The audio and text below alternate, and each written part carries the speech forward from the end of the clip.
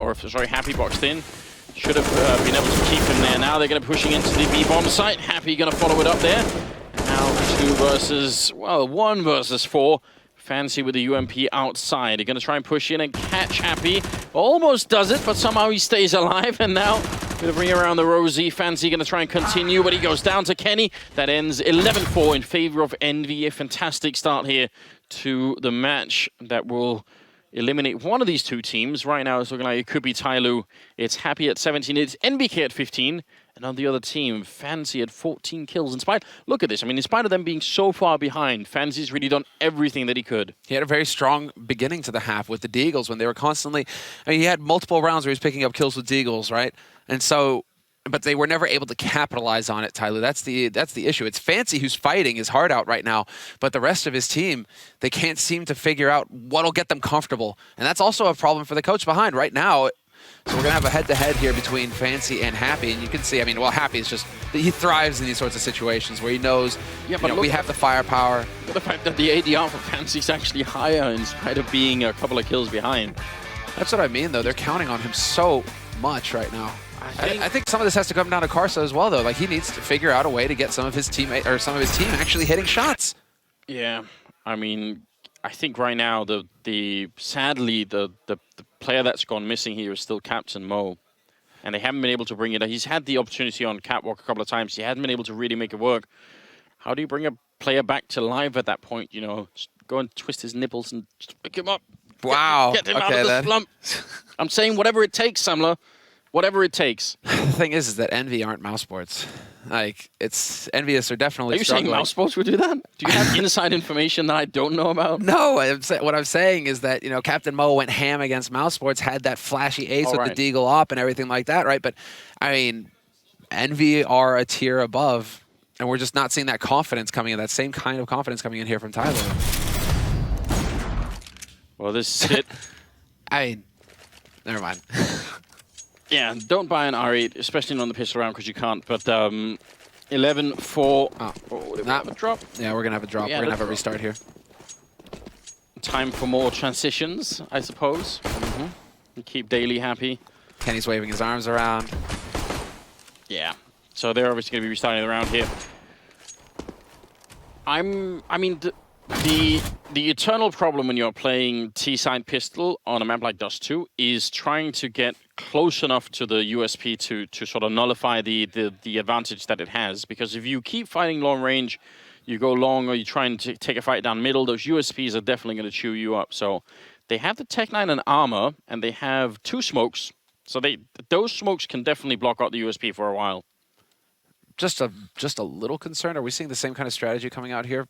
Because TyLoo looked like they were taking that round seriously. Like nobody had told them that this was going to be a restart scenario. I don't know. They were spreading around all over the place. Whatever. Not important. We're going to get the replay here. 11-4. ENVYUS on the CT side now. TyLoo on the T side.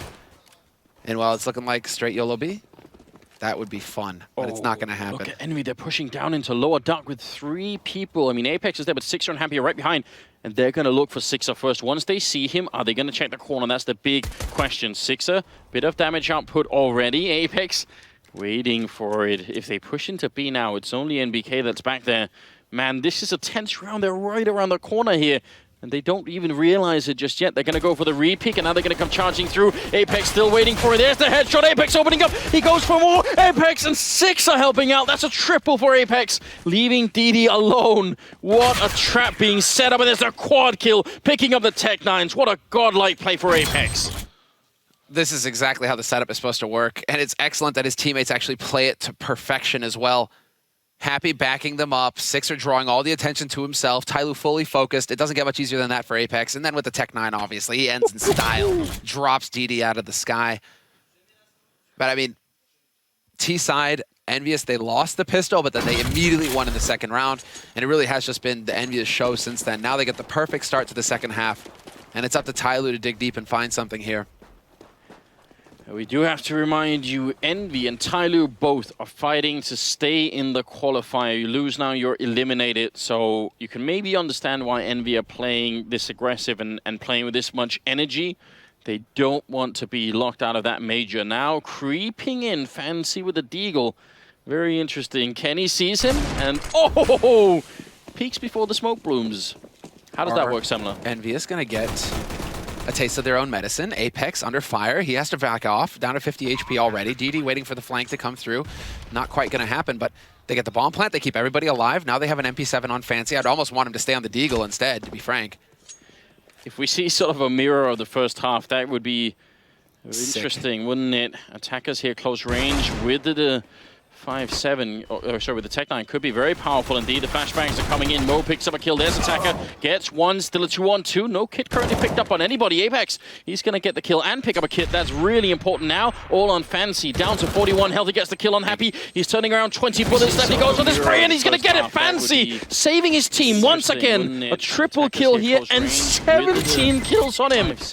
He's doing everything he can to keep his team alive right now. And they do get the mirror. The reverse here. 2-1-2, no kit currently picked up on anybody. Apex, neither of these teams able to handle the anti-eco. Really what is this? And Captain Mo ends up getting the M4, but once again, Fancy just the backpack, the size of the backpack that he needs to fit his entire team in, and then to carry it. Okay then, this guy's a monster, and aggro long now as well. Multiple flashes, Fancy taking point, but now he's in position to check out Pit in case anybody had actually made it across. ENVYUS instead, they did have 3 players over here on A, but they're changing up the point of contact. Happy going to take point towards Captain. Fancy, just some quick thinking here from them, adjusting to what they see from TyLoo to fit his entire team in, and then to carry it. They did buy a little bit into this round, Envy, but they don't have that much to lose. Their round lead is so big that they could be, I still think, fairly flexible in these rounds and just try whatever feels good. There's not that much riding on them winning or losing this round. We're talking about them being able to pick up 4 rounds on the CT side.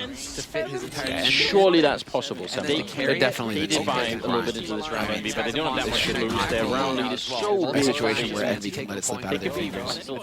It's a question also, I mean, the experience that Envy have on this roster, these are major championship winners.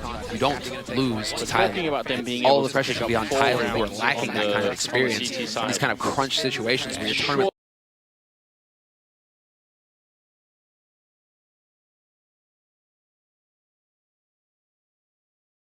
and win the next 2 through the entire bracket. It was nuts on this roster. Down here with the Deagle. The rotation is happening. There's a lot of Envy members here. Captain Mo will pick up a kill though, and Kenny's still looking for that elusive Deagle shot, but not quite working out. MBK will do a good job taking down DD in the middle, but I'm not sure that makes a difference any longer. Captain Mo has picked up 3 kills. I realize he's just playing against pistols and armor, but again, whatever it takes to make sure that your player, one of your star players gets into the game. Yeah, starts getting fired up, that's for sure. And he's going to be holding in Pit. This is fine. It's a question of whether somebody's going to be able to make that jump across. Somebody's going to be the one kind of hanging around. But they know that MBK is nowhere near the site, so it should be fine. We're going to play it out where MBK gets to hold on to a Galil, unless he runs into Fancy. That might be a problem, man. Fancy's been hitting some crazy shots so far this game. I could definitely see a world in which he bangs MBK's head off right here with that AK. Yeah, and no head armor on MBK, so, you know, one shot might be it. There's long range. He actually had an AK, so it would have been 1 shot anyway. There you go. MBK going down, and it will be 12-6. Still no reason to panic if you're Envy, but sadly you won't have anybody to buy in this round either, so TyLoo is slowly but surely starting to creep their way back in. And again, there was a world in which the first half could have been 9-6. And then, you know, the scoreline right now would be much closer, wouldn't it? But they just... Envy brought it through right when they were about to eco, and that's what really made a difference. See if TyLoo can continue this. Love the fact that Fancy has this Mac 10 in this round. Yeah, make that money.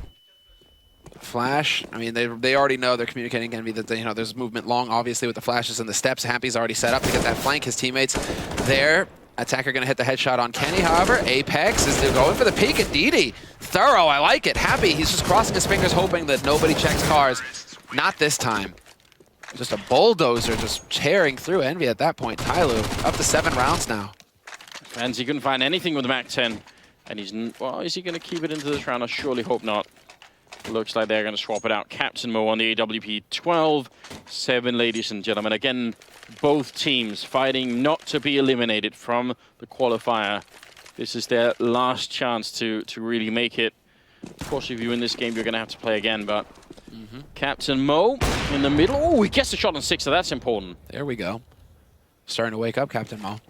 And we're going to go into a default setup here for TyLoo. And this is where TyLoo, I mean, contrary to Envy, who really do favor the 4-1, 3-2 kind of style of just, you know, we're going to just wrecking ball our way onto a site, TyLoo are a much more regimented team. And I expect to see more default sorts of setups from them where they take points, they've spread out across the map, they get map control, and then they know what they need to do next. They're definitely the kind of team that's put in the work where everything is going to be thought out and planned when it comes to their T-side takes. So much time left on the clock here. They're going to go and check catwalk. That's really important. If ever you want to do anything towards B and mid, you've got to have this catwalk area checked out. And they just did it, so with the bomb in upper dark, it's definitely looking like a B split of sorts. Fancy and DD, though, need to fall back into position and actually get out there and help out. Otherwise, they're just going to try and walk in B. They're actually turning the corner now. This is very, very odd. If this first push fails, and Sixer and MBK, they don't have to worry about middle right now. All they can worry about is this push into upper. Finally, Fancy and DD are going to start making noises in the middle. That's really important. Now it's looking much better. Going to go for the fight here. They win it against Apex. Such a good start. A lot of trouble in the B-bomb side. MBK will pick up 1 kill. Turning around for the spray. He gets a double, but Sixer has also gone down. So it's a 2-on-3. And the bomb will be planted. Happy is coming in from upper dark, trying to see if he can make it, but he actually gets caught. Great information for DD. And now they know where Kenny is as well on catwalk. Kenny nearly gets the shot. Blind, that would have been sick. He knows that somebody's at the back of the side, it seems. He's already got that angle on Captain Mo. But TyLoo with 3, all they have to do is hold their angles. Happy gonna find the long-range shot on Captain Mo, and it's DD holding him off long enough for Kenny to take the peek from window. It's all on Attacker now, 1v2. No kits here for Envy, and he sees it coming. There's the pre-fire. Attacker with the clutch. 3 kills for him, saves the op for Captain Mo, and an 8th round on the board for TyLoo. Wow, that round was close. Closer than it should have been. 2v3 like that in the B-bomb site, but still, this is a great clutch for Attacker. Very important that he moves out of that corner. Because if he's in that corner, it's so much easier for Kenny to get the shot from window if he did come through there. 12-8 is the scoreline. Happy on 19 kills, but Fancy at 18, tied with MBK, who is at the same, and a good shot again. Captain Mo. Slowly resurrecting himself in this game. He is still nowhere near 100%, but every little bit matters. It's the only way, right? I mean, Fancy is the guy who's been keeping them in this game at all. If he can just get some support from his teammates, if they can start taking up some of the slack, we're in for a real match here. Only 4 rounds separating him, and TyLoo on the T side of Dust too. It is the favored side after all. Slight edge their way. But ENVYUS on pistols in this round, and so we should see TyLoo closing that gap further. A full buy from them and a default setup as well. And so now as we approach the minute mark, we'll see exactly where they want to set up, because it's going to be DD taking that bomb all the way back around over here towards long, it looks like. They're all going to go into the middle. They have a couple of flashbangs as well, Envy, so they're probably going to pop one in and then try and go for a sort of a mass peek there to try and see if they could catch anyone. Which we can tell no one is. There was the flashbang going in, and they're not going to find anyone. Fancy, they will find. Working on the stairwell, and he picks up 2 big kills, making it hard on Envy. They did buy up pistols and armor in this round, so it could have been a dangerous round. It still could be, but only if Apex goes ham in this bomb side. Now they lost MBK. It's probably too late. Still, oh my god, look at the shots coming out of Apex. This is monstrous. Now we're down to 27 seconds. Somebody pushing up behind, and he takes out Happy at least. Apex jumping down with the C-set. He gets the kill. 21 seconds. He has the bomb as well. And the AK goes for the spray. Apex, absolute madman, but he can't get the shot. Gonna be denied from somebody. I mean, is there anything Apex can't do in this game? He almost won that round, killing 4 people nearly. Single-handed. So good. Single-handed, no support from his teammates, just the CZ75. And a perfect play on the angles as well. He was completely styling on Captain Mo. Can we translate? Can you read his lips there? MDR. I mean, he knows how close they were. The flashes are excellent, but still Apex is going to find a shot onto Captain Mo. And he was out in the middle of nowhere as well. Captain Mo charging for pit. He doesn't make it. Now Fancy's got the angle, but Kenny is not interested in repeaking. All he has to do is cover for Apex, who's made it to pit. Can they get out of this position? Fancy gonna get smoked off. Attacker goes down, and somebody next. Envy, tired of losing rounds in the second half, and if they lose this 2v5, I don't know. They don't deserve to be the major at that point, Samla. They gotta win this. No, there's no way. Bomb is still in control for TyLoo, however. I mean, so they do have something here. Somebody is dead, and Envy. There we go. Kenny hits the headshot. DD is down, and it's Fancy all by his lonesome now, 1v5. Yeah, he's been good, but not this good. Happy gonna be able to take him down 13-9. Envy losing quite a few rounds in a row here. In fact, 5 in a row before they finally pick one up.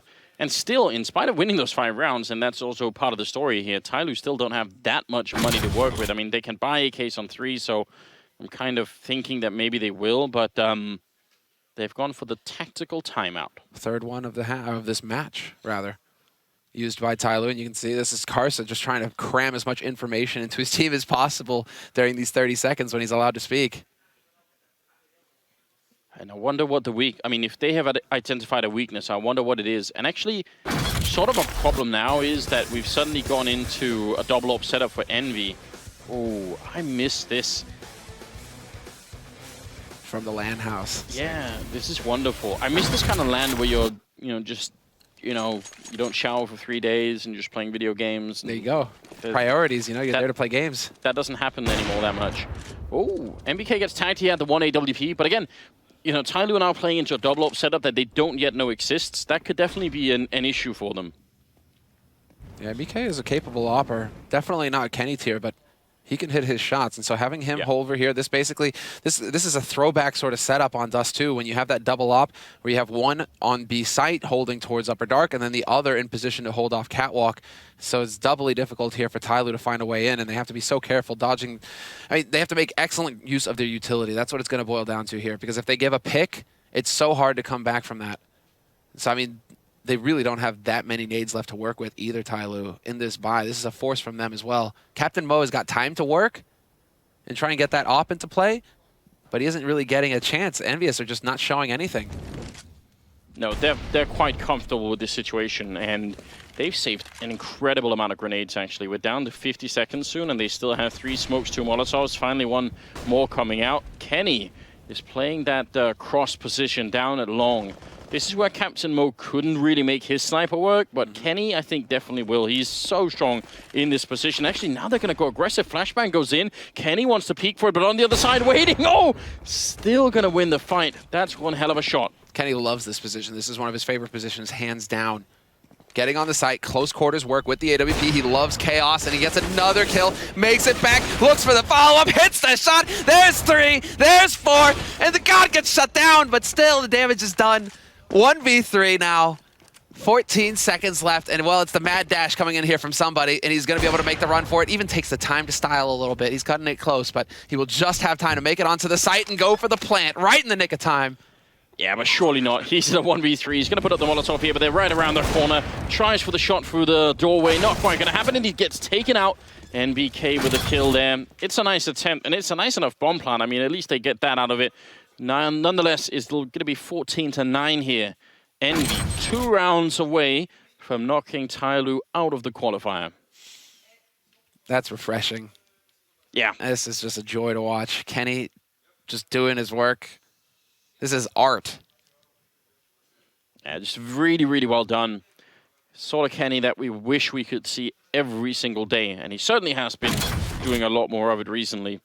Sort of a return. JW, we talked about this earlier today, how on Godsend he has been sort of getting back to old form. Mm-hmm. It's interesting. I mean, especially because the huge break that's happening between this qualifier and the major tournament means all the stuff that you're seeing now, it's going to be very hard to predict what the individual and team form is going to be coming into that major. Yeah, there's a month break, longer, including holidays in there as well. So, yeah, so I mean, if you spend a lot of time and really get ready and prepared, you could be quite a lot better than you were at this qualifier, and teams might not even know it, and they might be a surprise. So, yeah, this whole major is just building up to being possibly one of the best ever.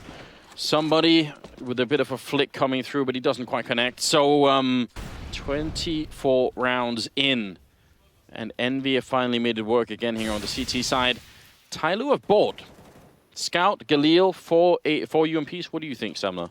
I mean, I think that you're basically just, you have to go for everything at this point if you're TyLoo. That's why the timeout comes through. Is their last timeout. This is their last chance. If they let ENVYUS get up onto match point, not impossible for TyLoo to come back into it. MBK holding mid, going to take the shot. Some misinformation there. Just because that might lead TyLoo to think that Kenny is in mid. Somebody on the other side has the scout. And Apex is hiding close in the corner just in case they try and rush him down. Smoke that normally indicates a catwalk push is coming in. But in fact, they're all wrapping back around in Apex. Is he going to challenge it? If he looks past this and realizes there's only one person on catwalk, that's so much information for Envy to work off of. The rest are all lingering outside of the longhouse, and Happy's around the corner. Spray comes through with the AK, picks up 2, doesn't realize there's a guy behind him. DD finally going to pick it up, but it's too late. Kenny going to get the 1 kill there, and now 2-on-3 with 38 seconds left there. Captain Mo has to go back and pick up the bomb. Somebody walking out with a grenade in hand. Apex somehow doesn't get the timing. It would have been awful.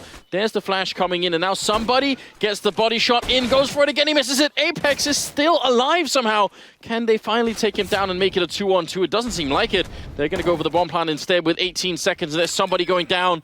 Now is your chance, Captain Mo. 1-on-3, but the Molotov is seen. He's going to get the kill standing in the fire, and he can't get any more than that. That's 15 rounds for Envy, and a really, really good comeback here for the French team. It looked like they were shaking a bit here in the second half, but now it's working. Yeah, we're seeing that experience start to tell here. Or TyLoo. I mean, this is just unfortunate. It's perfectly done by Happy to spray into that, but for him to get the first headshot, like 2 headshots basically, 2 spray kills, because he's full white, full blind. If he's off by a foot to the left or the right, that's it. He's dead, and TyLoo, the plan works. They managed to push up onto the A site. But then to be able to keep their cool and get the retake going, ENVYUS showing some class here, 15-9. So also it's the fact that, you know, Apex survives after the scout shot there. He gets away. There's so many little details that could have made it different. But the fact is, Envy have just been playing a good game, and that first half was stunning for them. So TyLoo, all the time, they would have really had to fight uphill to make this work. Now they got their backs against the wall. They need to win 6 rounds in a row here to get into overtime. And at least they have some AKs to work with this time. Looks like it's going to be a B push. And again, NBK is back here. And they have some Molotovs, so maybe they could do it. But already they're going to be losing Fancy. NBK certainly ready for more. Some grenades are going to be in here. And you can see them swapping out the guns. They're just going to give up. They don't want to have any of that. It's like, whatever. Whatever, NBK. I mean, just to remind you all, this is match point. And this means if ENVYUS win this, they keep their hopes alive to go to the major. TyLoo could be on a plane back home empty-handed here if they can't find a way to crack this defense. Down a man and around with their tournament hopes riding on it. And it looks like they want to try and wrap back around. Bomb is outside of Long. He is walking, though, somebody, so Happy doesn't have any information to go off of. He's currently camped out in Long House. But Apex is in position to spot to mid, and those smokes going down, that gives him some room to work with here. Pressure must be unbelievable for TyLoo right now. Everything rides on this, and there's Happy sneaking into the middle, taking down DD. Now Kenny falling back from the flashbang. He picks up the kill on attacker. Now 2 versus 5. Somebody goes down, and there's a final kill for Kenny. 16-9, and TyLoo are eliminated from the major qualifier. Envy, they're going to continue to march on here. They played a very strong map on Dust 2. That first half was amazing. 16-9 is going to be the end result here. The French continue, Samla. Man, this is wild. Just because I like how stacked it's going to be here at the end of the day. We have teams going 2-2. Hellraisers, G2, Envy. I mean, NIP is coming up next, and they're battling for their tournament lives. This is nuts. What a beautiful day of CS. We're taking a short break, and when we come back, we'll have the analysts breaking down this map.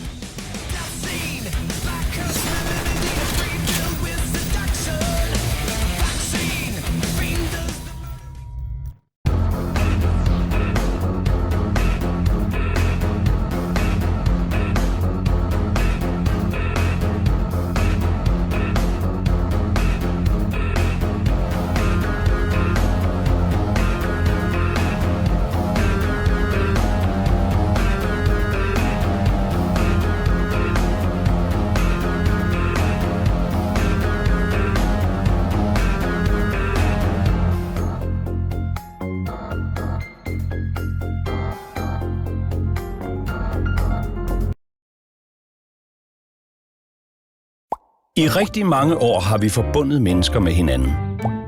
Men en forbindelse er ikke bare en forbindelse. Den skal helst have høj kvalitet.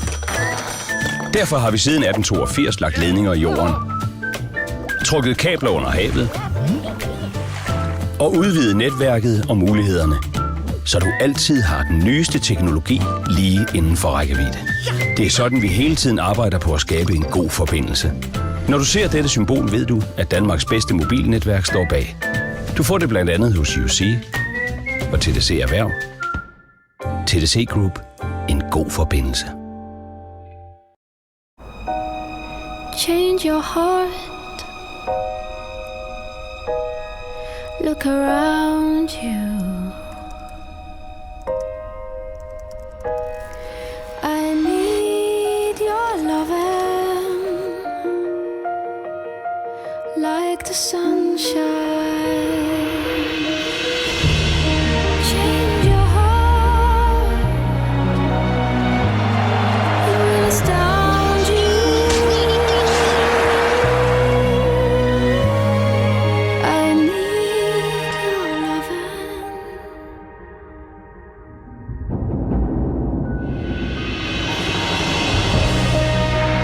Everybody's gotta learn sometime.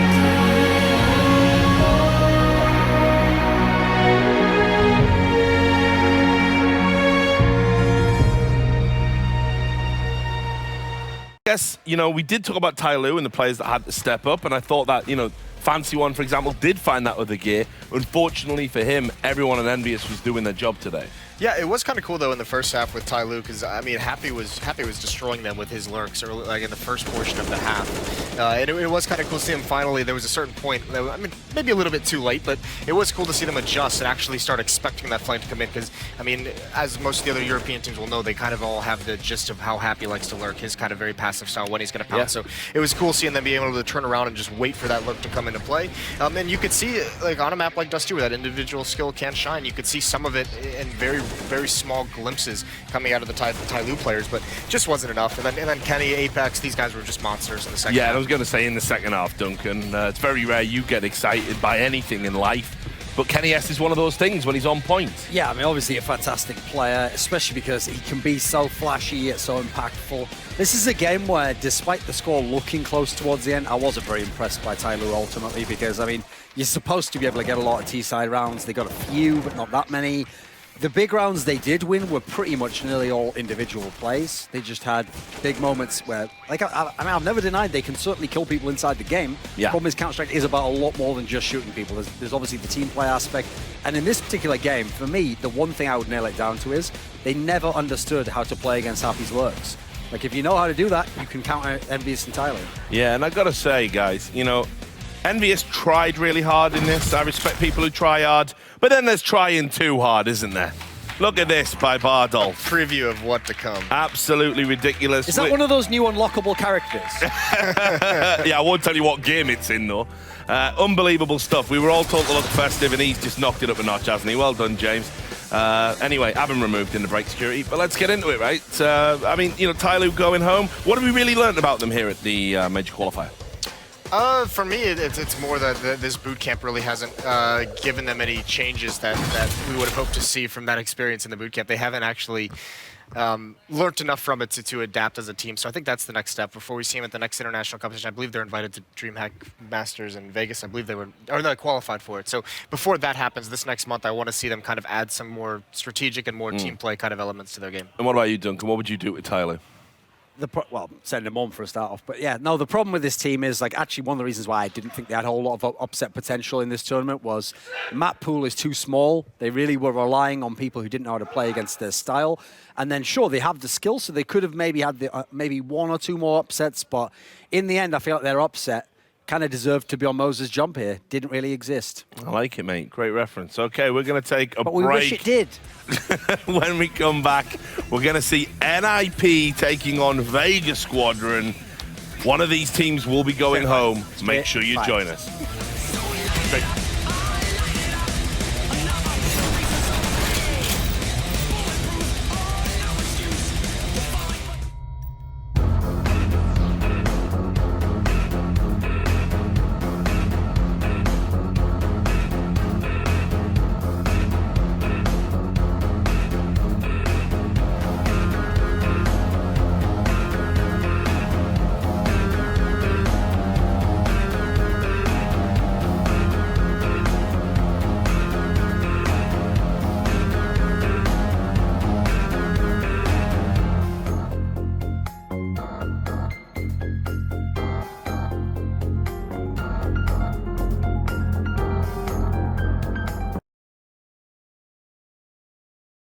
Peggy 18.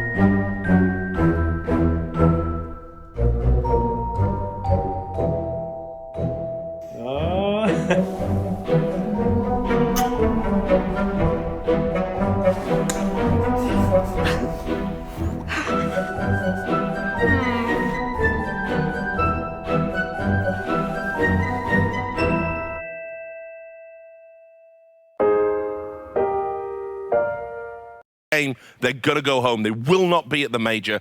Tell us about them.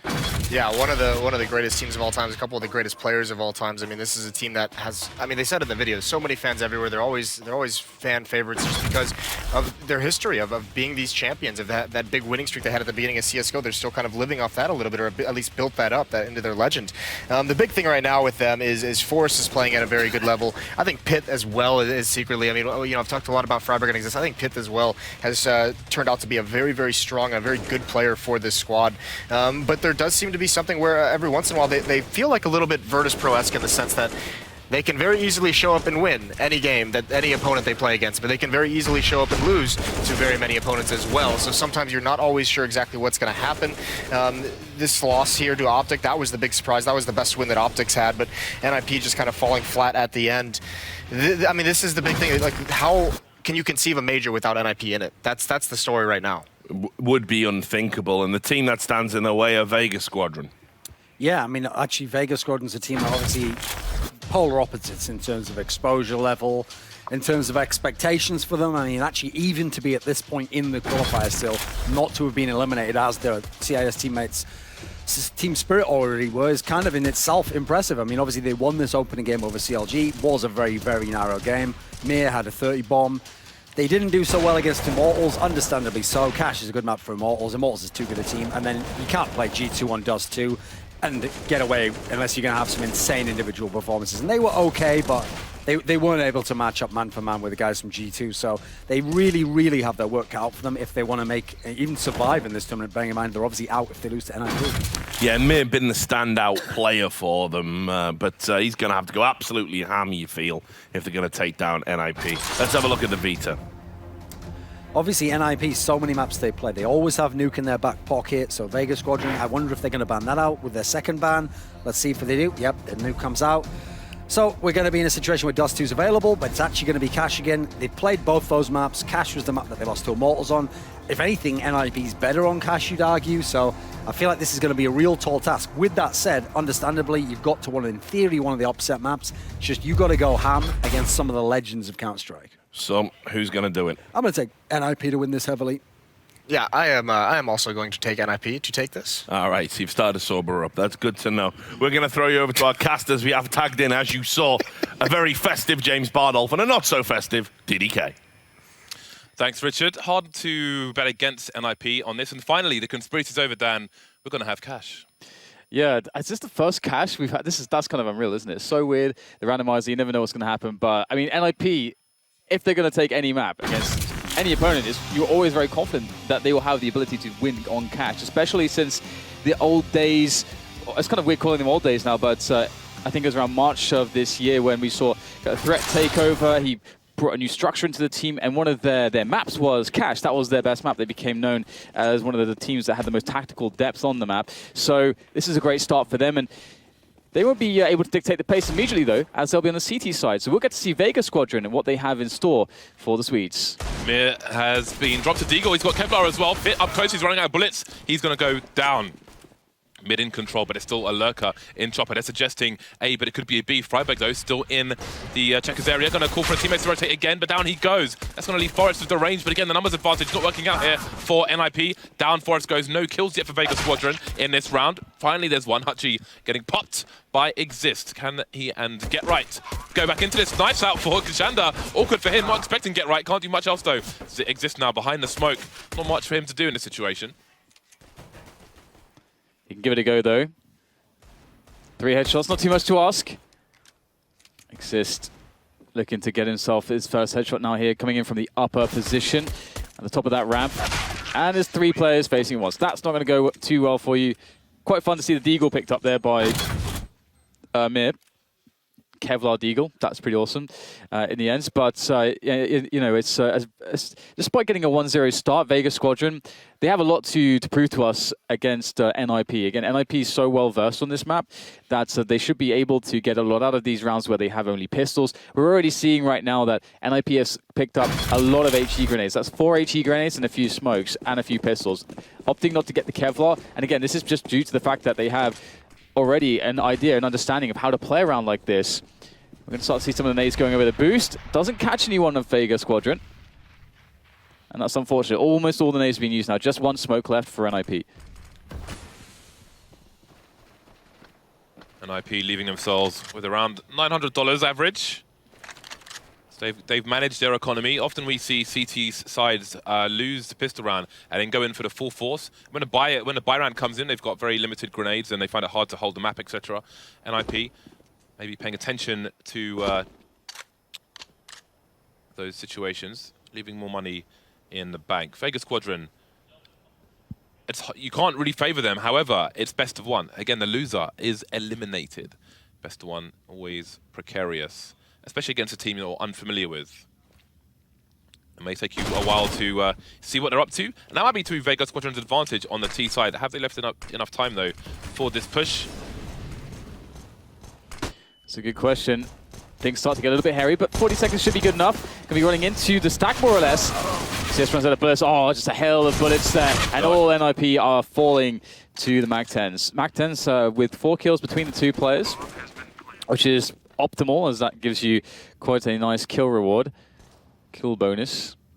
Maximizing the cash. Yeah, so a great start here from Vega Squadron overall. You can see that they were keeping it chill to begin with. Went for their push on TA site, had the right grenades to make their lives easier, and the MAC-10s, you know, coordinated them in the right way as also, and it's all worked out very well. So that is really nice to see from Vega Squadron. Yeah, this is a great start for Vega Squadron, and again, best of 1. They're starting on the T side rather. I feel like that is to their advantage because if NIP are unfamiliar, if NIP start with a bad CT side and it takes them a while to figure out what Vega Squadron are up to in general, then this map could step away from them, or at least it could become very hairy indeed. Eco round for NIP. So hopefully we'll see a good round again from Vega Squadron. Thought maybe JR was going to get rid of 1 grenade to pick up another. If you see teams throwing flashbangs in their spawns, it's to pick up an incendiary or a smoke. Well, this is going to be a brief one. Freiberg left alone, no one too deep in mid, apart from Mir, who may have the high ground. And there is the round. Time for the buy of NIP. And we've had some really clean rounds. Right now, there's only 2 kills on NIP, and that was in the pistol, I think. I think they've survived with everyone in the last 2 rounds, so that's amazing, especially against the likes of NIP. So, yeah, that is the case. So, yeah, we can see their money is reflecting that at the moment. And they can continue to keep on with these Mac 10s and the Scout as well. Due to the fact that NIP were fairly conservative with their money, they're going to have a lot of helmets though. It's only Pit that's not with a helmet. So the Mac 10s won't be quite as deadly as they otherwise might be had we seen a force buy out of NIP. Very good points to note there. I see a fast boost from NIP. See that ridge on the right of the wall. Never see the HGs come in that way. Not required though for NIP. Mir going down, but Chopper fighting Pit in a spray. Often you'll see the T's spray through the smoke on that angle early on to cut off CTs making their way towards the boost position. One man down per side, but Vega Squadron ill-equipped at the moment. There goes Freiburg, stuck in no man's land, trying to find a safe haven, but Chopper will take him away as well. So quite a precarious situation at this point for NIP. Starting to ask questions in mid, and in doing so, abandoning A, which is exactly where Vegas Squadron want to go. Let's see whether or not NIP are going to start shuffling back. It looks like they will, and they're going to start to hear some of the grenades going off, so they know what's going on at the moment. NIP will start to rotate their third player as well. Exist and Get Right, though, they have to do a lot of damage. They're already on the front. Will Get Right try to stop the plant here. It's very risky. Triple face comes in. Spray down from Exist, and despite them lining up, he's unable to get more than one, leaving Forest in a 1 versus 3. Again, not an impossible situation, but looks like JR is more than capable for the task in that 1 versus 1. And that's a 4-0 start here for Vega Squadron, claiming the first buy versus buy round. Yeah, that now, yes, it's very early days, but NIP's buy has been broken. They have to go on an eco. Vega Squadron are in a very strong position to get a lot of rounds immediately off the bat. And that means NIP are going to be on a comeback trail for a very long time. If you're an NIP fan, they said they have many, you have to be worried. Even that 4-0 here, again, it's best of 1. There's a very small margin for error. And again, you lose 1 buy round, especially early on the CT side when you've lost the pistol. It's going to be ecoing for days. Freiburg charging straight through. They surely saw his helmet there. Maybe not. Chopper, though, not going to get taken down. Mir there to save him. Yeah, poor Freiburg really feeling the, or rather the inconvenience that is the aim punch when you're trying to shoot someone. But still a few Deagles here to get some damage in, and they really need to get damage because that's one of the big problems right now. We've got 3 players essentially on $10,000 into the 5th round for Vega Squadron. That is amazing. That means NIP are going to have to win against buys upon buys upon buys, and the T's already don't need as much money as the CTs to buy properly. So that's a very bad way to start things off here for the Swedes. And Exist is now the last man standing, and there's only so much that he can do with 8 points of health and a Deagle. That's pretty good, though. I'll take that.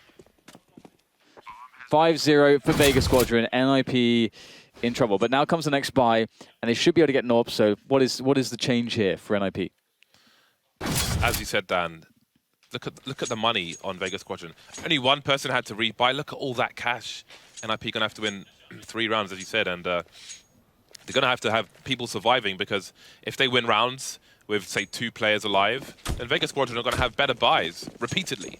So there's colossal pressure on NIP to succeed in a number of ways here. Win rounds with lots of people intact, so on and so forth. And that's before you get to consecutive rounds as well.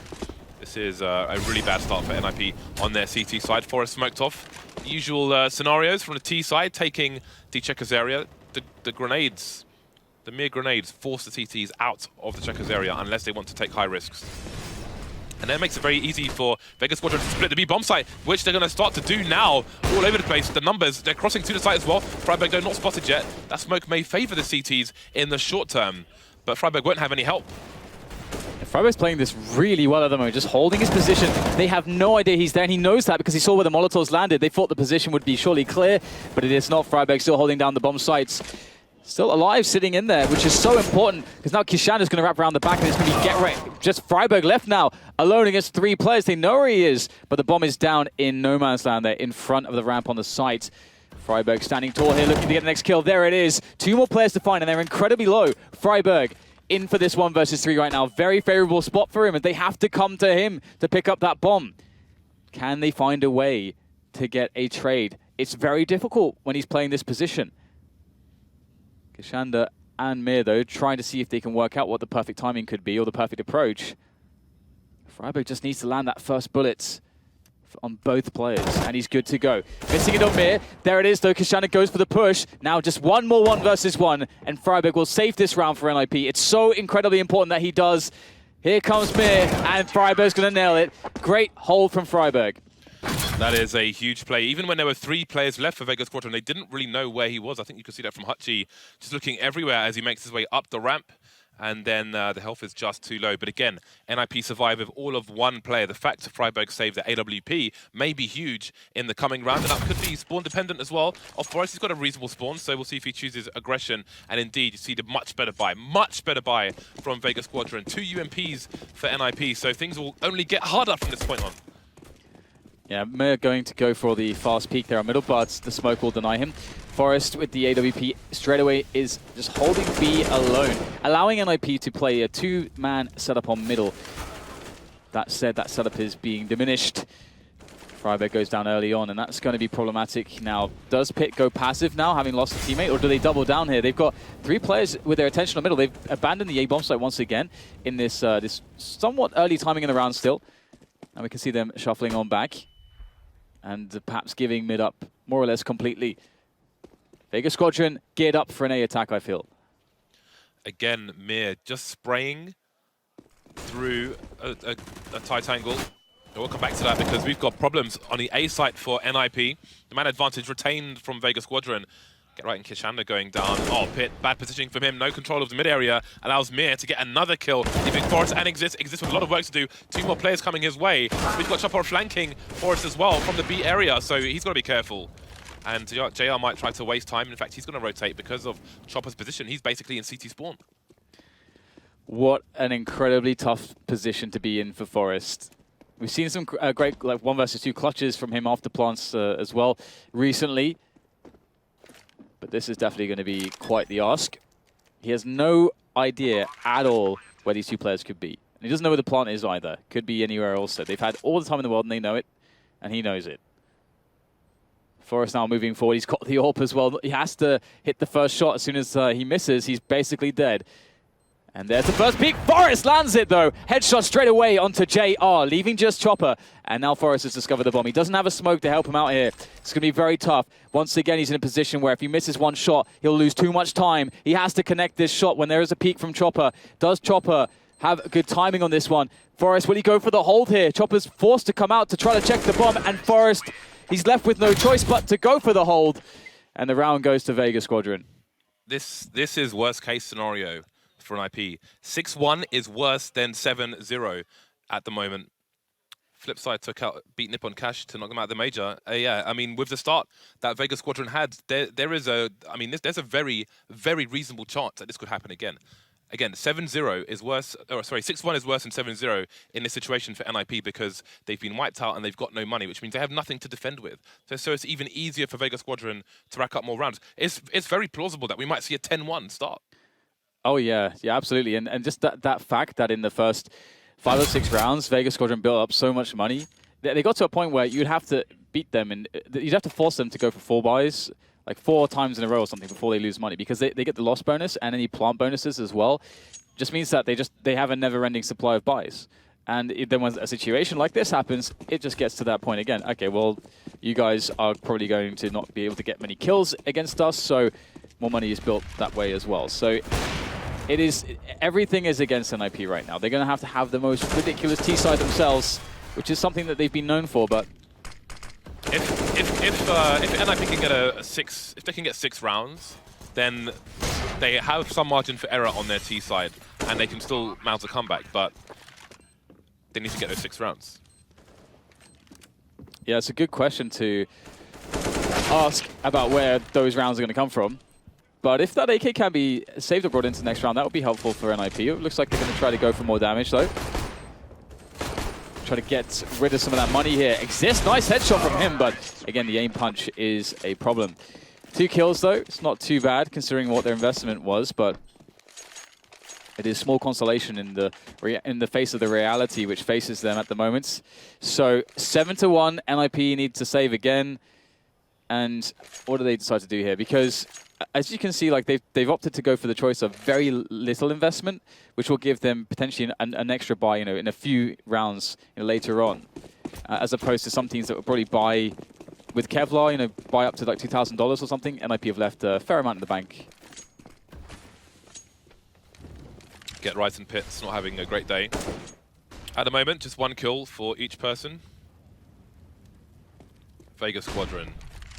You have to wonder though, like, yes, Vegas Squadron are starting off really, really well, but are they going to feel pressure as well? Like they could, it won't even, if they win, they don't qualify, they need 1 more win, but what a scalp to take. That has to play a part in, psychologically for them. I just can't see a world where NIP aren't in a major. I just can't see that world. And that that world looks like it might be the reality here. It'd be the red pill. So Pit right now with that PT50, not really a good engagement here, but he might be able to sneak away with a headshot, but no, it's Mir that takes him down without too much issue. And once again, everyone back at $10K. Yeah. Crazy. They're back just stuffing money into the into that money gun, firing bills for days. Right then. NIP, it's one of the few chances they will have going forward, should they fail, to get back into this half. 8 to 7 is still possible, but is it plausible? You can decide just by the sheer money on Vegas Squadron if they keep playing the way they're playing. The problem is NIP, Mir in the middle area with his sprays, as CT's been going towards the boost position, has disabled or maimed the NIP team very early in a number of rounds. On this occasion, he's not going there, but it seems they've been conditioned not to make that play either. They can't afford to make that play anymore. Yeah, the lack of AWP of NIP right now, I wonder how the impact of that will be. Right now, the NIP are playing less pressure on middle, and they have given up frags. They've gone 1 for 1 or straight up just had a deficit of players with those mid aggressions previously, so just sitting passively on the A-bomb side. This boost timing could work out very well. Exist now does feel committed, I think, after all these nades coming to stay in the position by the boost. That's an all-in play here from Get Right and Exist, and that all-in play is going to fail massively. Both players going down for a single frag. That is not going to be good enough here. 2 players left, and they are coming in from Connector and from CT, but they're in a 2 versus 3 after plant. Mir with off angles in front of the truck, that'll be good enough, leaving Forrest in 1 versus 3. And at 1 to 8, they can't afford for him not to go for this. He has to play out of his skin, as he has been in some rounds this weekend. Is this too much to ask, though? You see JR towards quad. They have no idea where Forrest is coming from. He's the first to peek, and he will be the first one to get the kill. 9 to 1, NIP, their money's gone once again. Okay, so we get a timeout from NIP, and just think about again, just think about what happens if Vegas Squadron win this one, and NIP are eliminated from the qualifier. The thing is, I mean, we can't look too far forward, but if Vegas Squadron are to win this match, you have to feel like they are in Gateskeeper mode. We're not going to make it to the major, but we're not going to let you make it to the major. But such is the nature of a best of 1. I mean, this is really, really bad for NIP. Just even looking at the remainder of this half, again, Vegas Squadron is just building so much cash that there's no break from the pressure for Ninjas in Pyjamas. I mean, at a 9-1 deficit, it's already quite nasty. But I mean, if they can at least scrap together 3 or 4 rounds, at least that, because at the moment it's feeling like that's unlikely. That's insane. Yeah, the 6-9 chance is about to pass us, and I feel like they need more rounds than they need enough rounds so they don't win or die, live or die by the pistol. Yeah, essentially. But that's not going to happen unless these Deagles have the rounds of their lives. I mean, 5 rounds is doable as well.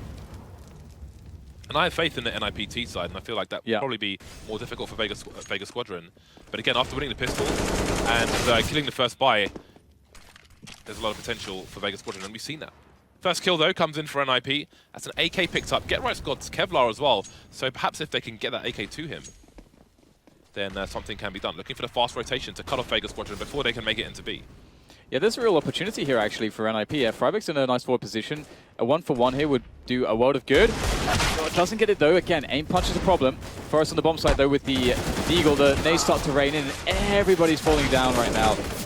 Once again, NIP unable to find the frags, which is quite sad. They had the bodies in place before the push came in.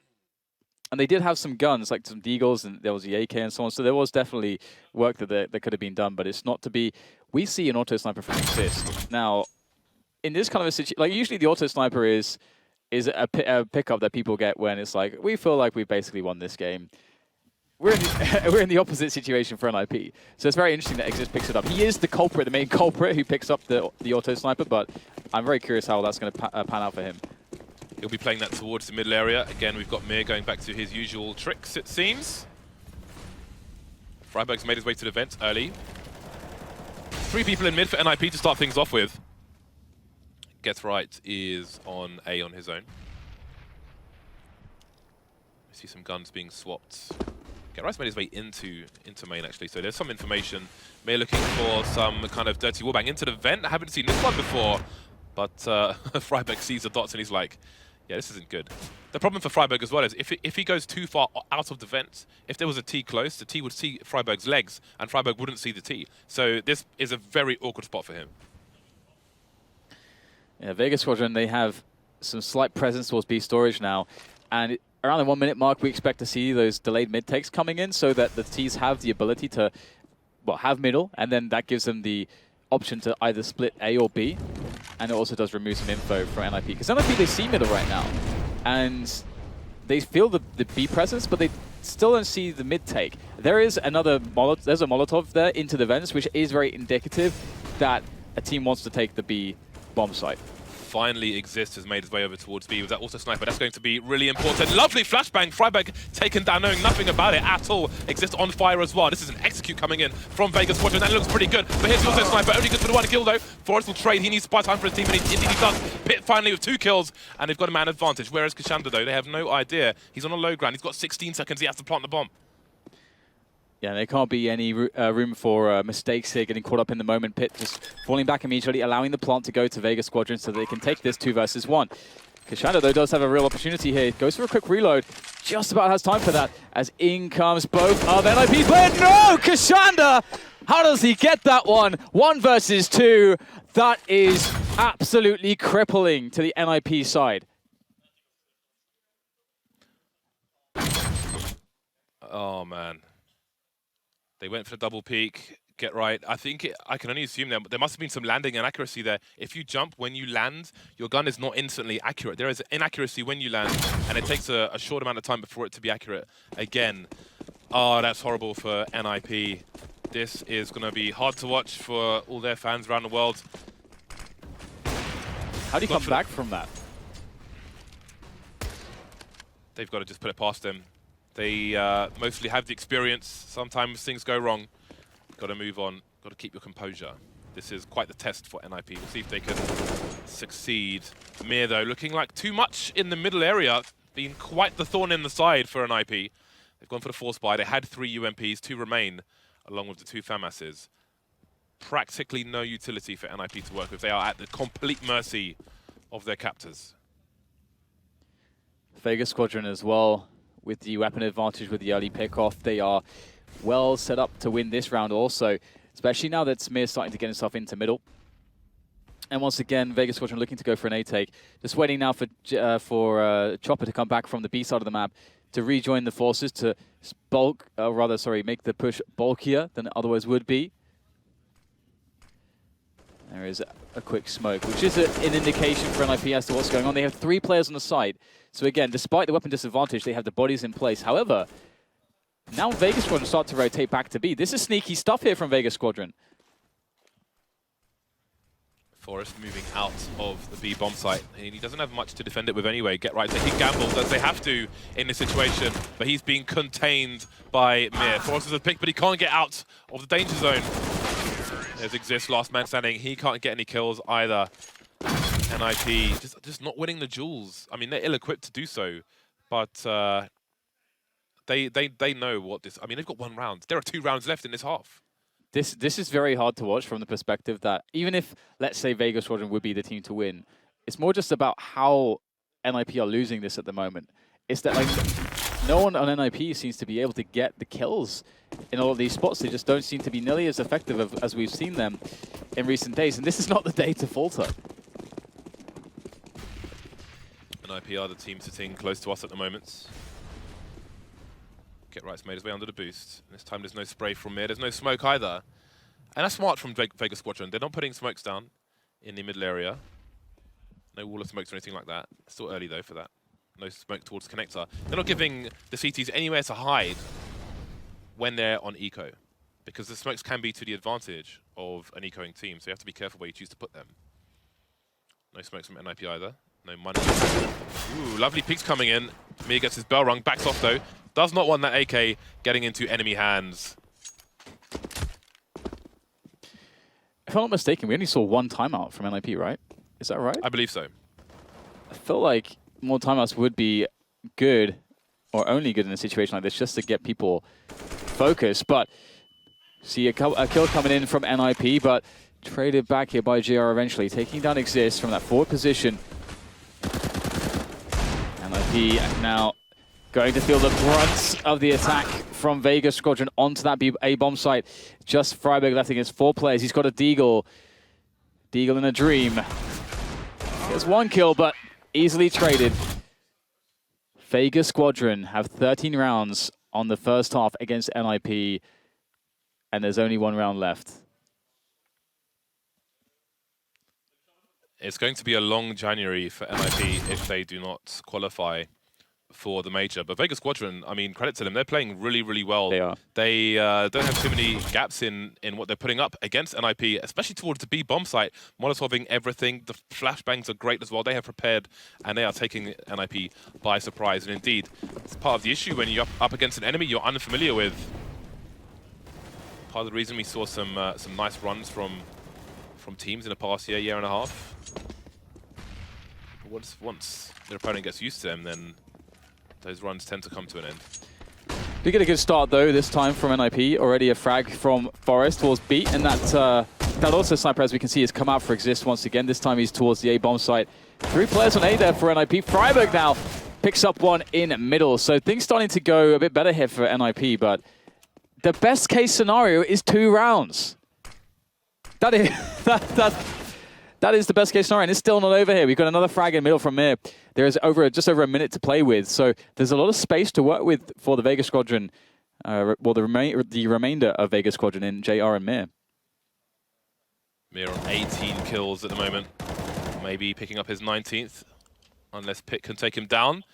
Pit full health, Mir not much going on. Continuation spray, Pit goes straight into it, and he's going to be dinked through the wall to 3 HP. Nobody on NIP with double figures in the kill column. 35 seconds, and oh no. Oh dear. So he dropped from the server. There's been a lot of that this weekend. I know that ELEAGUE are in talks with Valve about it. That is really weird and awkward. At least, I mean, they you know, it's less than ideal. That round is of course going to go to NIP because people have been lost. So there we go. It was likely to go to them anyway. But yeah, such is life today, unfortunately. Hopefully there won't be too much. 13-2, James.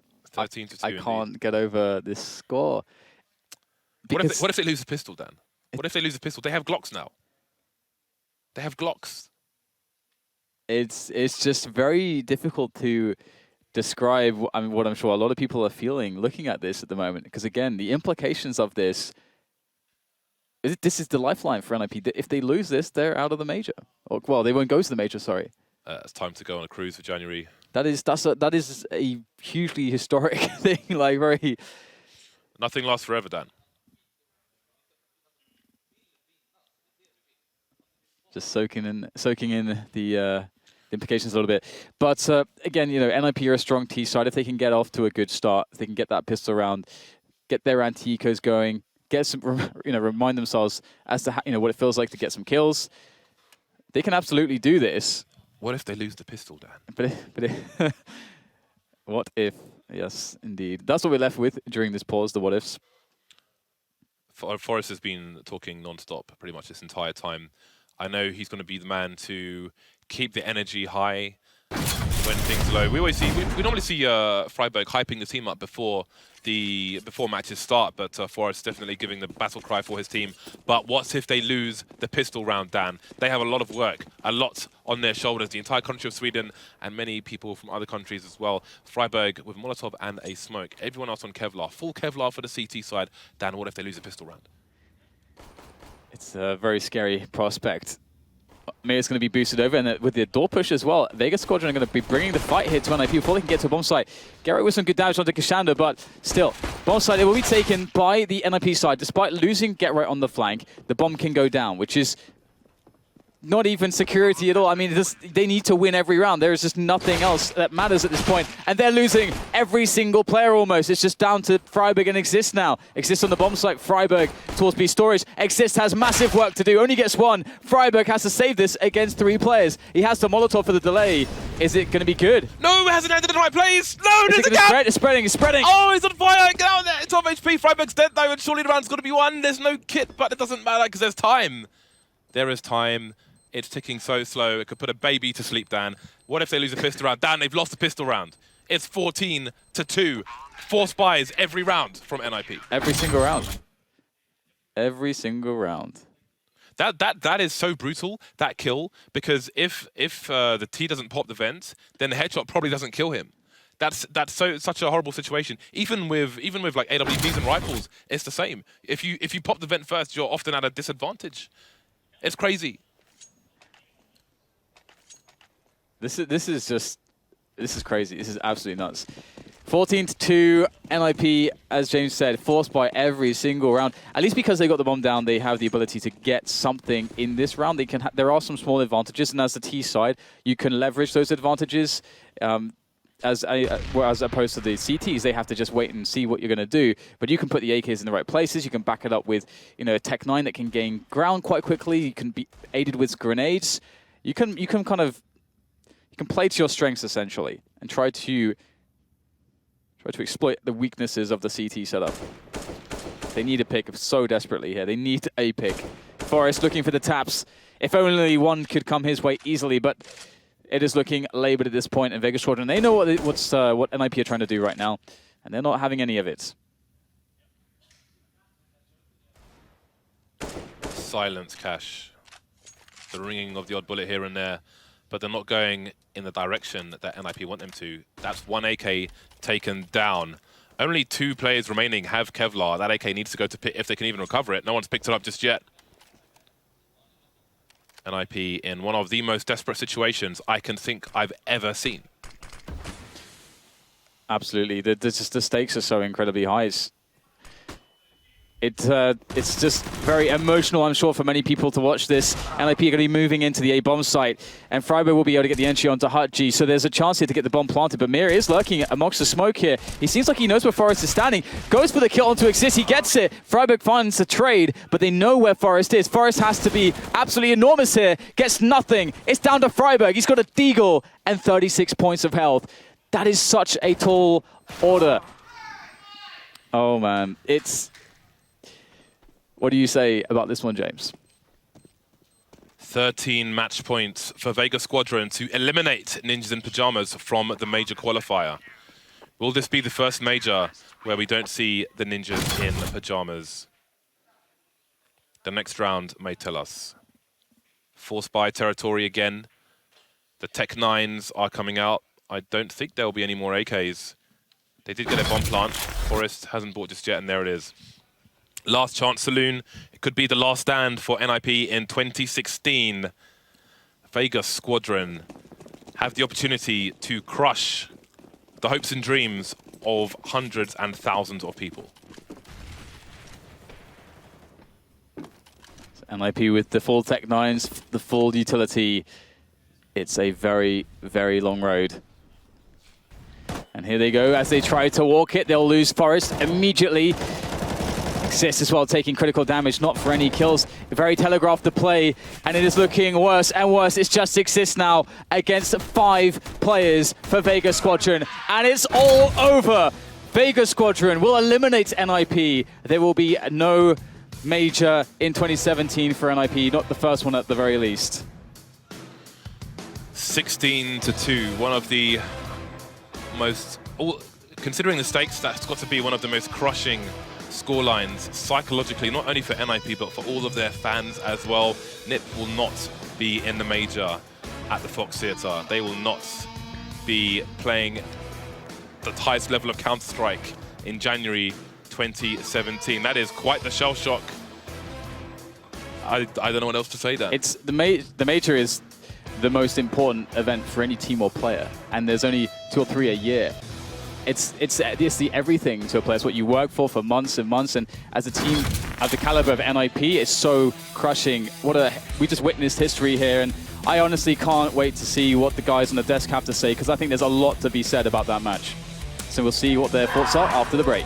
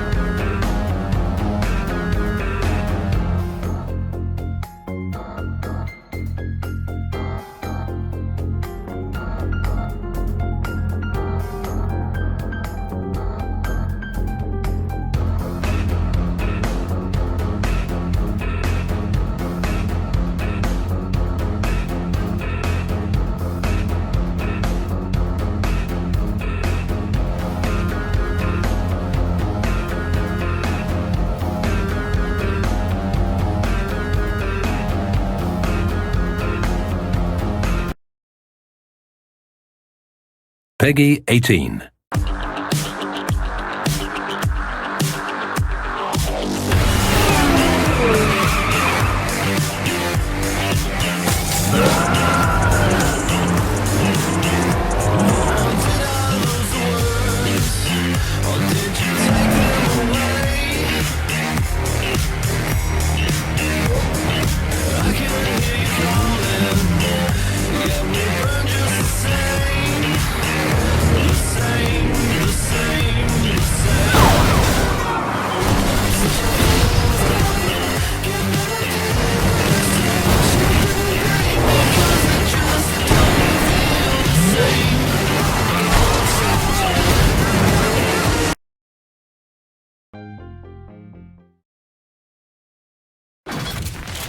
Absolute madness. I'm lost for words on the desk. Very rarely is that true.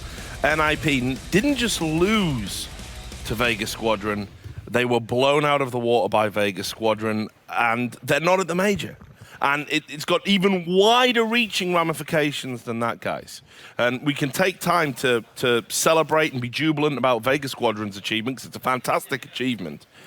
But this means, you know, you're not even coming to qualifier. NIP are going to be in the minor. Well, remember this. 4 of the NIP players had been at every single major in the history of Counter-Strike. Yeah, I mean, it's shocking that they're not going to be there. It's been like a staple. It's been like one of the things you could rely on, no matter what. These NIP guys are going to be at the majors, so that's heartbreaking, frankly. And listen, right? Like, you know, far be it from me to like want to take the shine off of anything Vegas Squadron have done here and anything that may happen, because they could go to the major, sure. But something's got to be wrong in NIP. You've got Get Right here, one of the greatest of all time. He's gone 2 for 18 against Vegas. So here's the problem. If Vegas Squadron had won like a 16-12 game and they'd got some like really improbable, you know, 1v3s and stuff, I would say, okay, fair enough. You know what? It was a gutsy game. They came out on top. NIP never showed up to this game. At no point in time were they ever in this game. No one was really even rolling from their team. It wasn't even just Get Right, but obviously Get Right was notable in his absence. Bunch of players just never got on the server.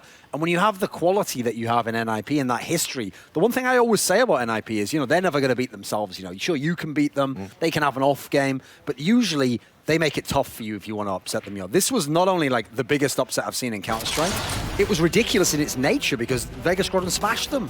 I mean, it wasn't even a contest, and yeah, I mean, Mir's going to be the one up here with the highest kills, but Chopper had an incredible first half. I mean, he was like 16 boy and 2. Chopper. Yeah, 16 and 2 at one point. He ends with 18 kills, but that first half like sealed it because, I mean, it didn't look like NIP really showed up to a certain degree, but also all that experience and all the players that all the teams have, all that pedigree in the majors and all these grand finals, it didn't amount for anything in this because that's normal where you expect teams when they get to 5 or 6 down, those teams bounce back. This was an NIP that just seemed to crumble under that pressure, that crumbled under the attack of Vega Squadron, that just couldn't handle it. And I mean, you have to say, when you have a score this wide as well, it's not just that Vega played great, it's not just tactically, but NIP wasn't hitting any shots. NIP wasn't getting kills, like even easy kills, they just weren't happening. And just to put it in a broader context, you know, we are going to be getting tweets and stuff from the pros. Everybody's going to have something to say about this. This is a incredible upset. This is one of the greatest, if not the greatest, in global offensive. And you know, you could hear people cheering at first that Vegas Squadron were making a game of it backstage, but then at the end, when the realization set in that NIP aren't going to be involved in the next major, it's like a morgue backstage. Here's the thing. Obviously, over their history, since they were so dominant early on, NIP have been criticized every single time they were ever in a situation where they weren't winning. If they just weren't winning tournaments, we used to say, do they need the roster move? Should they look at it? You know, they've persevered all this time. You know, they've changed out the 5th player, but that core, they've always kept it. It's always been rock solid. I actually wonder now, with so much time off, since they're not going to be at the major, they've got all that time to think. The contracts must be coming up soon. When you think last year of when they re-signed, I wonder if this is when we see one of those original 4 leave the team. Because as much as they've had success in the last few weeks, let's not forget that this was a big blow. Because we know the majors mean a lot to NIP. Well, of course, and like, as I said, NIP, the story of the majors in lots of ways has been the story of NIP's history. Look, we can lament and talk about NIP and what it all means, but let's just talk about Vegas Squadron here. These are the highlights. You can see these guys, this is the game of their life. I mean, this is unbelievable. This 1v2 here really sealed it. When NIP loses that's kind of when you were like, it's all over, because that's an NIP that they take that way more aggressively more often than not. They go for that kill. That seemed like very passive, very scared play. But yeah, Vegas Squadron, obviously everyone on point in terms of skill, landing all the shots, but also their utility usage was great. I mean, using flashbangs to clear out checkers, like these are small things. They're pretty standard things that we see in professional CS, but they're usually things that we see underdogs missing, and that's sometimes where they lose the game. But Vegas Squadron came prepared today, and they played so excellent as a team. And when we talk about breakout players, you know, people who come to tournaments, you don't know very much about them beyond maybe doing some research on statistics on HLTV or whatever it is. What a breakout tournament Mira's had. Yeah, I mean, funnily enough, he had like the bad middle game, you know, right after the first one. But yeah, he's got them over the CLG hump. Now he's helped them smash NIP, one of the all-time great teams. Remember, not so long ago, on certain websites, ranked #1 in the world after their win at IEM Oakland. So it's not as though this is a team that had died off months and months ago. So yeah, you have to think, for him, this is a dream come true, you know, to have that sort of a performance. And I kind of agree with Config's point to a degree, which is earlier in the year, this lineup of NIP was the best in the world on Cash. They had absolutely changed the meta. No one had any answers for them, but they now had these 2 key losses. Obviously, there was one at the major against Flipside, and now this one against a team that was on no one's radar. Yeah, and just look, I've got his numbers down here. Mir had an ADR of 135.7. That must be the highest in any individual game so far this tournament. 3.67 kill to death ratio, 22 for 6. Yeah, I mean, that's the benefit of having so many players. I mean, Chopper as well on that team doing well. On top of Mir, is the trading was always so good. Even if there was a kill for the NIP side, it was trade. I mean, the way they took over bomb sites, NIP players just couldn't get anything done and trying to hold it down. They couldn't even buy time for rotations to come in. This was very well played from Vegas Squadron. And it's also something where, as much as I said NIP was shook, when you watch Vegas Squadron winning these rounds and string them together, when you're a team that's not even supposed to be in this game to begin with, you know, leading into it, and you're having that level of success, that's where you see people get overexcited. That's when you start seeing overextensions. But they stayed so calm and composed despite the inexperience, despite the mountain that they had to climb, and they just made smart decisions throughout the entire game, never giving NIP any chance to get back into it. Yeah, so does this mean we need to revise what we think we know about Vegas Squadron? You know, we had them saying, you know, they're going to lose this game, they're going to blow out, they're going to be the also-rans. You know, they've got 2 wins now. They're in that 2-2. One of those wins was CLG, and one of them was a very, very close game. I'll just go ahead and say it now. Vegas Squadron will get wrecked in their next game. They will not be playing at the major. Like, this was a magical game. That's the whole point. The nature of the game itself, once both teams entered into it, it had some crazy dynamic where yeah, everything was going right for Vega Squadron, but normally, you know, you cool off. That starts to go away, the other team gets the odd round, they break back, they come back into the game. Even when NIP would win a round, Vega Squadron would break their economy immediately, come right back. So not only did NIP never arrive at the game, they never could get into it. And as a result, I actually feel in a weird way that Vega was never tested, you know. Everything was working for them, even as we saw there. Kashande, he's in a 1v2. Somehow they go to exactly the perfect spot. He wins a 1v2 against very experienced players. So this was a magical game. It was something you won't see happen again. But that's kind of the point. That's why it was so special, I think, because you probably won't see this even in the next game. Final thoughts from you? Yeah, I still don't think they're going to be favorites against whoever they play next, but there is the danger of when you have players that, like we saw the talent out of Amir and Chopper in this game, especially when they have this kind of an upset win, that's where they get confidence, and that's when they can start rolling, and that's where they can bring that forward into the next game. I don't think they're necessarily going to win it, but I mean, I don't know if they'll just get stomped out. I don't think people will be playing on with Cash, put it that way. Well, there is that as well, yeah. Yeah, I think that's an eye-opener. Cash will be banned. I mean, you made the joke right at the top of the week. You were saying, oh, it's Shark Week, haha, Vegas Squadron are here. No chance of stickers. Who knows? Anyway, we are going to take a short break. When we come back, somebody else is going to be heartbroken. Will it be CLG or Cloud9? Find out soon.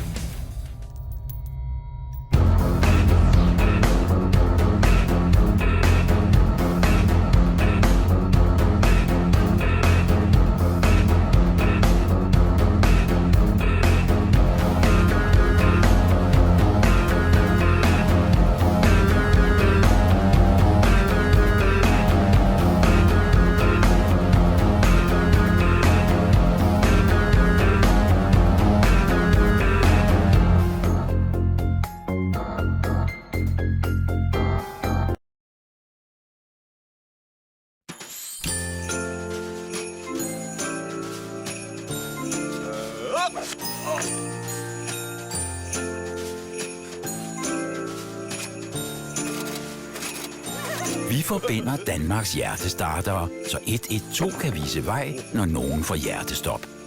Vi har fundet halvdelen, og nu skal vi finde resten. Hjælp os på hjertestarter.dk. Du kan redde liv.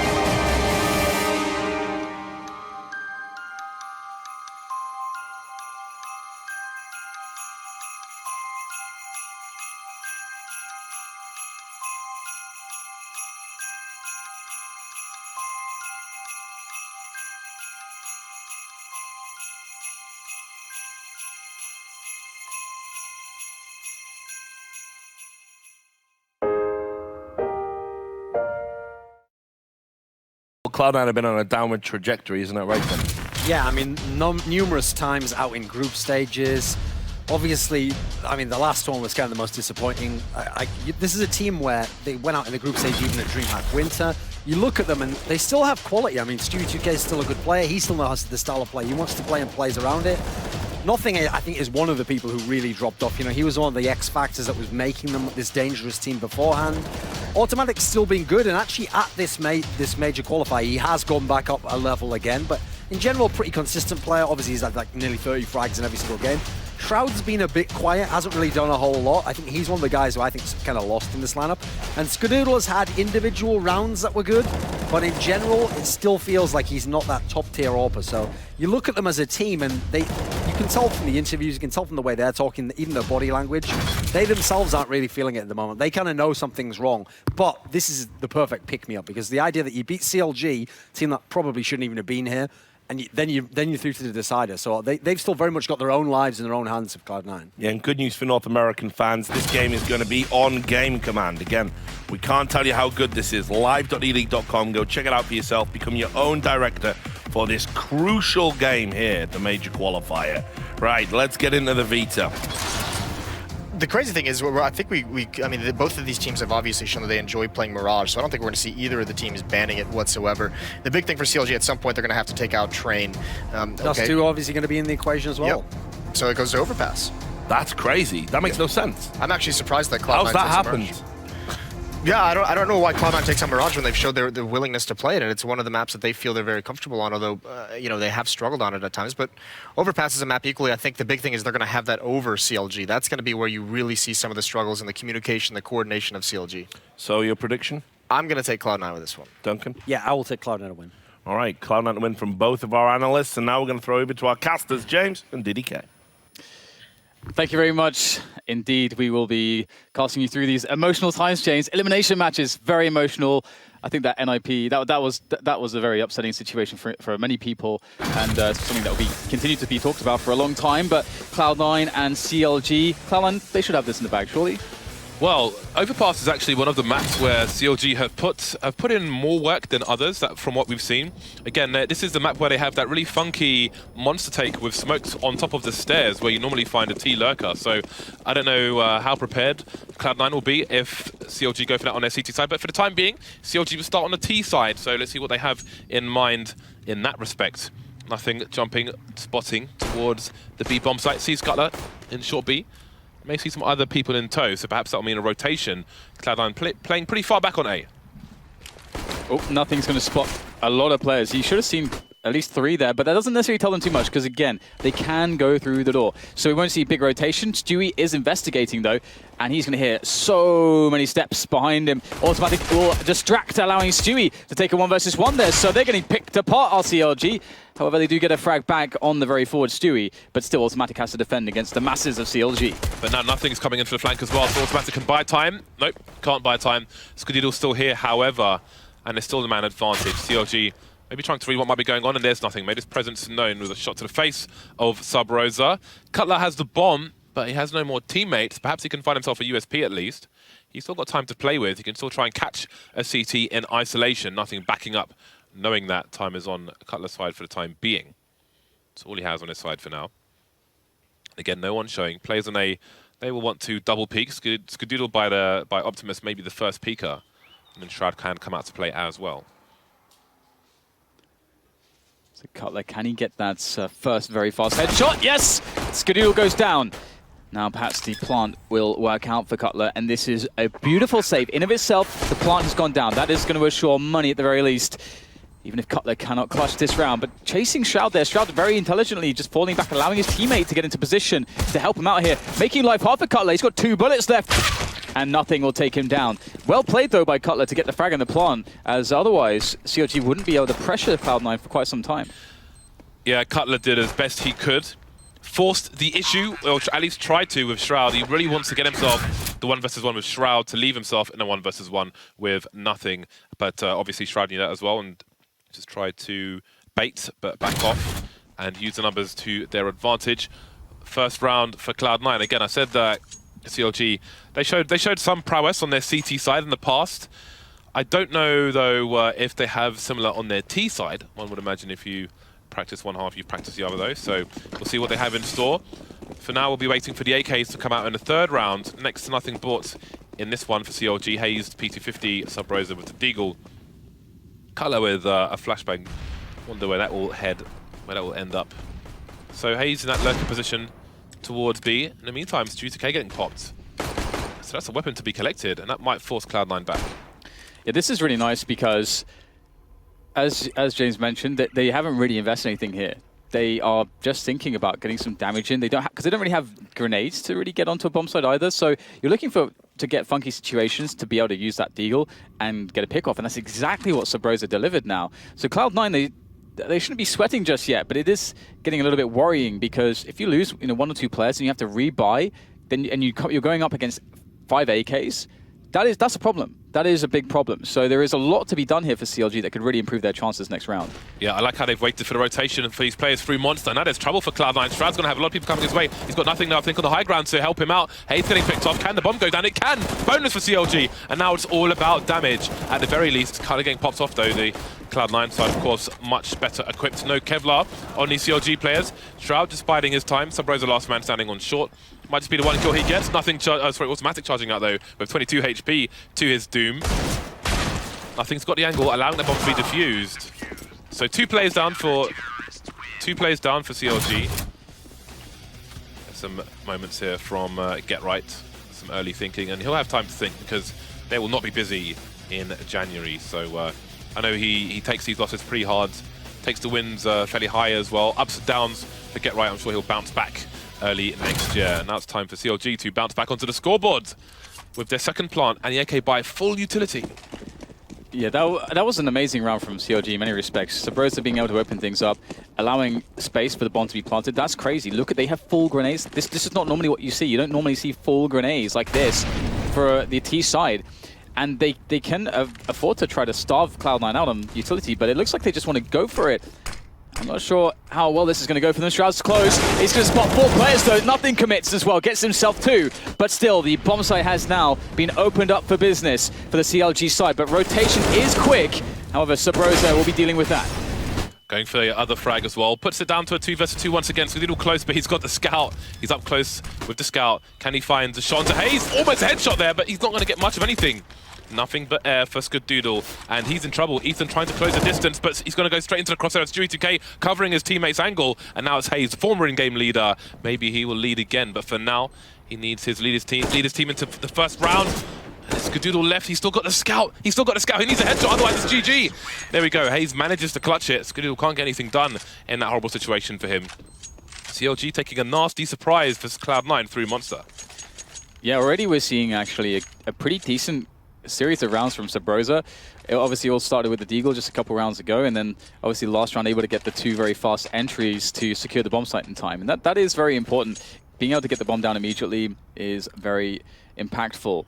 And Cloud9, now they've been completely shaken. They've got nothing to say for themselves, just a few pistols, and that's about it. If CLG just show us now that they can also play very good anti-ecos with structure, with discipline, and that is something that we have seen from them a little bit recently, then there is a lot of trouble here for Cloud9, I think. And we're seeing a good anti-eco round. We're going to see most of the players going up long slowly, and hopefully they'll be rejoined by the two men on the outskirts soon enough.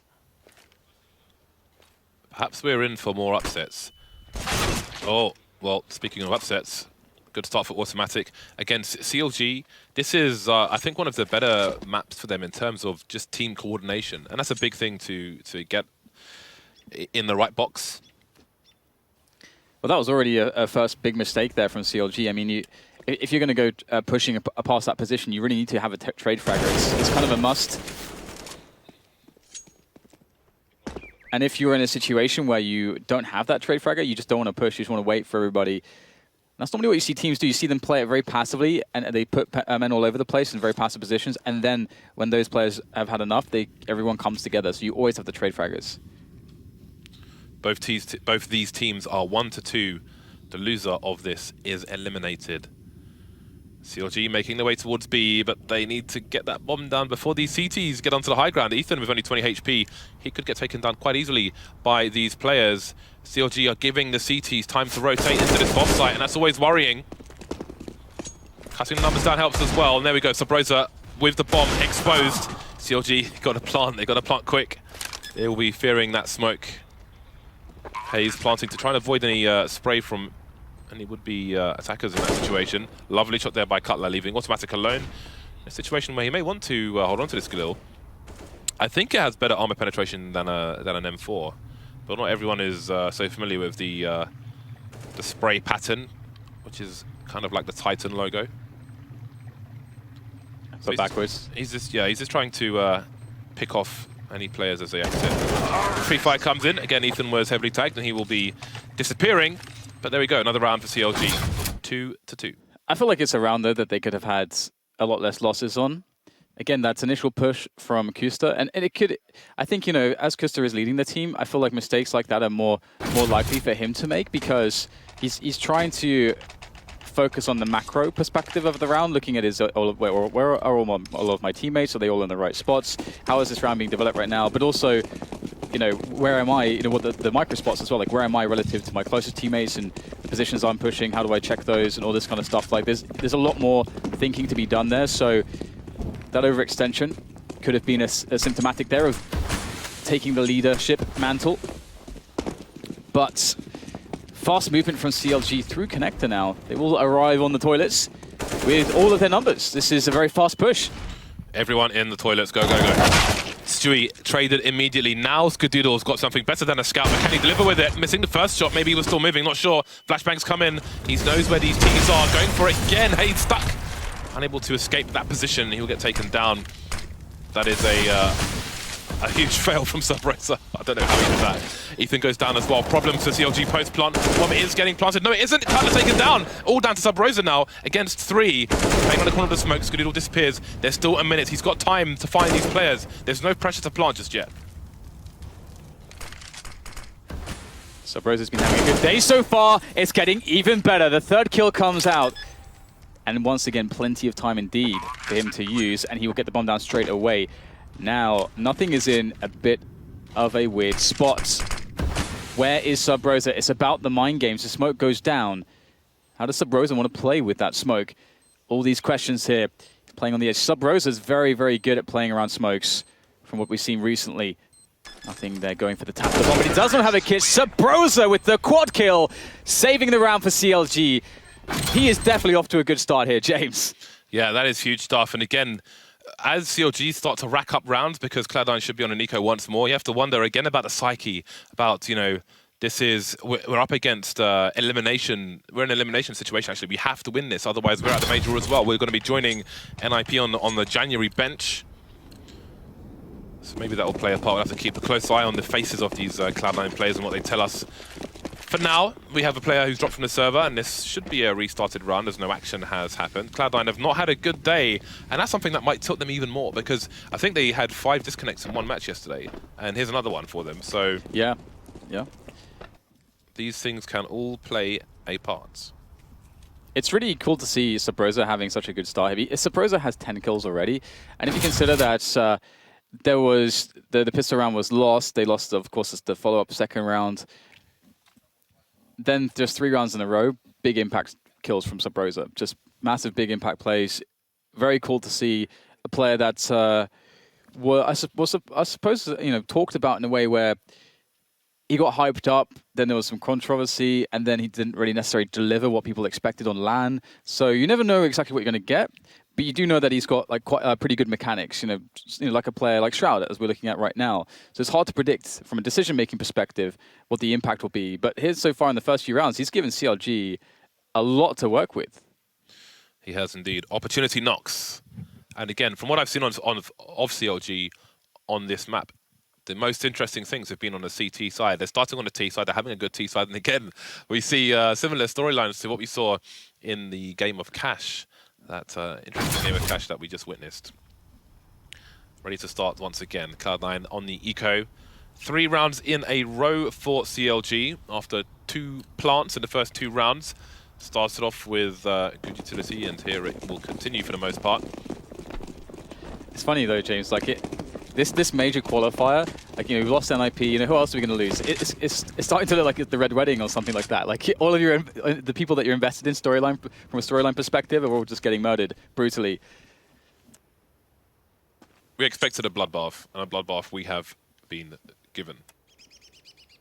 On the last day, the Sunday, last day of these major qualifiers. Slow start from CLG. You see the push from Nothing. Look at Pop Flash. Nothing has his own flash, so it will be hard for him to get a nice flash while he's in the tunnel. And he's managed to creep up to a forward position. There may be a vulnerable AK. Bear in mind, Hayes has got the bomb as well. His teammates being distracted elsewhere with Ethan lost. Good disposal of the weapon though by Cutler. But again, Hayes, I worry about the bomb because of Nothing's position. He's got a very, very passive angle. Cloud9 with 3 players towards long. They've disappeared after getting that pick. And again, CLG, they've got basically no map control, and there are 50 seconds on the clock. This is something we've seen from them time and time again. This is how they lose rounds, Dan, and I feel like they're going to lose this round just based on their position and the fact that there are 40 seconds left, and they have zero information towards B. Yeah, their last anti-eco round was not executed well as well from a coordination perspective. It was saved in a desperate last push. Oh! He's checking it, not really clocking that the guy was actually there. But here comes the push now off the back of that. But Cloud9 have set up around this bomb site. They sort of planned for this to happen. Nice from Sabrosa, good vantage point. But only gets 1, but still, his teammates will be able to clean up the rest. And it's so far only been 2 frags from Cloud9. Can Automatic make it 3 kills, or even better, perhaps? So he turns the corner, but no, Cutler denies him. And 2 kills again. That's the same amount of kills, I believe, in the last anti-eco. I still feel like, as with this one, it could have been less damaging for CLG. It's so nerve-wracking watch them play the clock down to the wire because we've seen it so many times, Dan. We've seen it so many times. It's like they have a unicycle on a tightrope. But it's good for now. 4-2 is the current score. Skadoodle on the AWP once again. Having a look at the spawn, Skadoodle has quite the forward spawn, so he may go for an early pick towards the A site around the fountain area. You can see him, he's going to... Okay, some AWPers would drop the smoke and then jump on the bench and look over the smoke. Although teams can be quite consistent with the flashbangs there, so he will start passive and just slow down any early approach from CLG. Yeah, just holding sewers, which is good. Having some forward control of the map, as opposed to the last round, which was, of course, an anti-eco, but still. Sewers does give you something to work with, as well as the fact that sometimes when you hold this position, the CTs will try to retake it, and that gives you an opportunity for a frag, and that was a fragging opportunity as well. And if the fragging opportunity comes to you in that way from the CT aggression, then that carries less risk in a lot of respects, as opposed to you trying to go for the picks and just peeking by yourself with a flashbang. But nothing's really been given to CLG, and we've hit the minute mark now, so they themselves have to start creating some action and kind of pivoting off of their map control into a play. Yeah, they seem comfortable with this timing, do CLG, but I feel like at some point it's going to go wrong. 5 versus 5 push into the B-bomb side rotation has begun. We've got loads of Molotovs. One has been extinguished by the smoke, so there's room to play with. Waiting and now emerging, but the flashbangs come in. Not good enough though. CLG getting picked off 1 by 1. 4 kills for the Cloud9 side. Not a single kill in this round for CLG. They played the clock and it did not work out for them. I don't know if they were offering a fake or just waiting for some counter grenades, but when they had the delay after throwing those grenades. So many though into the B-bomb site. Cloud9 ready. Automatic with lovely angles around the smoke here. Shroud delivering as well. That's the round Cloud9 needed it. Yeah, I feel like it could have gone a lot worse for Cloud9 too, because one thing about Cloud9 in that round is Cloud9 actually gave up forward positioning towards toilets. So they had no, like they saw presence towards sewers, but because they had no idea of what's happening towards toilets and long, they couldn't know if it was a fake or not. So there was definitely opportunity in that sense for CLG. They're only up against 2 players, but they were unable to make it work. But still, the buy comes in, even though it's a bit meager. There is some bite to it. There's a couple AKs there, and some grenades, some smokes to play with. Ooh, that was a very nice grenade. Nice. A lot of damage there onto Cutler. And this time CLG, they are going to go up a long. No sniper, only 3 rifles. Stewie 2K spotting the long position. You see the shoulder peek there. He sees Hayes reasonably close, and will just try to slow him down with a smoke. Flash from his teammate as well, and they back off into different positions. Going to keep CLG surprised. This is always a tight corner. Hayes goes down, no trade fragging available just yet. 3 kills for Cloud9. They are on the march, on the comeback, looking to try to score once again. Sabrosa and Cutler, all that remains now is down to Sabrosa. Again, can he get himself another 4 kills on the A bomb site? Bombs down as well. Pop flashes come in, and the CTs may go for a bit of a peek. Sabrosa at it again. There's one for him. Who else will offer themselves up? Looking for the kill into Shroud, but Shroud is hidden. the tagging obviously does keep confirmation as to where he's standing. Oh wow, that's a really weird engagement there. But it will eventually be Sub Rosa shut down by the Cloud9 side, and they will win a couple rounds back actually against what was looking like some momentum from CLG, but they've been broken now. That was a bit awkward at the end there. Skadoodle jumping into a more aggressive position, but the player on the default plant spot doesn't join him in the double peak, essentially. So that could have become even worse. 4-4 now. CLG calling the tactical timeout. They've made more use of them than any team I've seen. Always good to use them when you have them. But again, we're not seeing much talking. No, I mean, I was surprised that NIP didn't use more timeouts, actually. We saw maybe one. I didn't know that there was more than one. The one did come fairly early on, but it is surprising as well, when everything's going against you, not to see the timeouts called. So 4 rounds on the board for the CLG. Good start on their T side, but now it's Cloud9's chance to get the lead they will feel like they should have in this particular matchup. CLG maybe going for a fast play towards B. 2 smokes and a flashbang. They could... I'm guessing they'll put one on the middle of the site to try and plant the bomb. The other one could go towards the water area, or... Oh my god. Could go close left of here to allow them to cross to the site. But then they'll be exposed to the barrel position where automatic is. So let's see what they're trying to do. They'll push before the smokes go down, and nothing's going to get an easy 4 kills. Automatic cleaning up the last one. There's the smoke in the middle of the site, but yeah, they just crossed before any of those smokes landed, and I mean, it should be an easy round for Cloud9, and it was. I think that was over 200 damage from that nade. That sucks. Nice. Maybe that's why they're like, well, the round's over now. We're just going to run in. It's all over now. I think I heard some talk about a flashbang. Maybe it was the one from the previous round. Anyway, it's time to look forward for CLG. They're back on the buy. They've got the 5 AKs. They've got loads of utility in terms of smokes and flashes. And I know they have the capability to use them on this particular map. So we'll see if they can win one back. Again, you have that high explosive timing. Missing the mark. Cutler's just looking for an entry. Oh, nothing, just takes it straight in the jaw. Try the problems. Nice tap from him. Nice burst speed. He's a lot more than that. Cutler takes him down as well. Great start from CLG. Yeah, very explosive. Cloud9 caught completely off guard indeed. It's really hard for them to work from this position because you can see Sub Rosa, he's able to take such a forward position.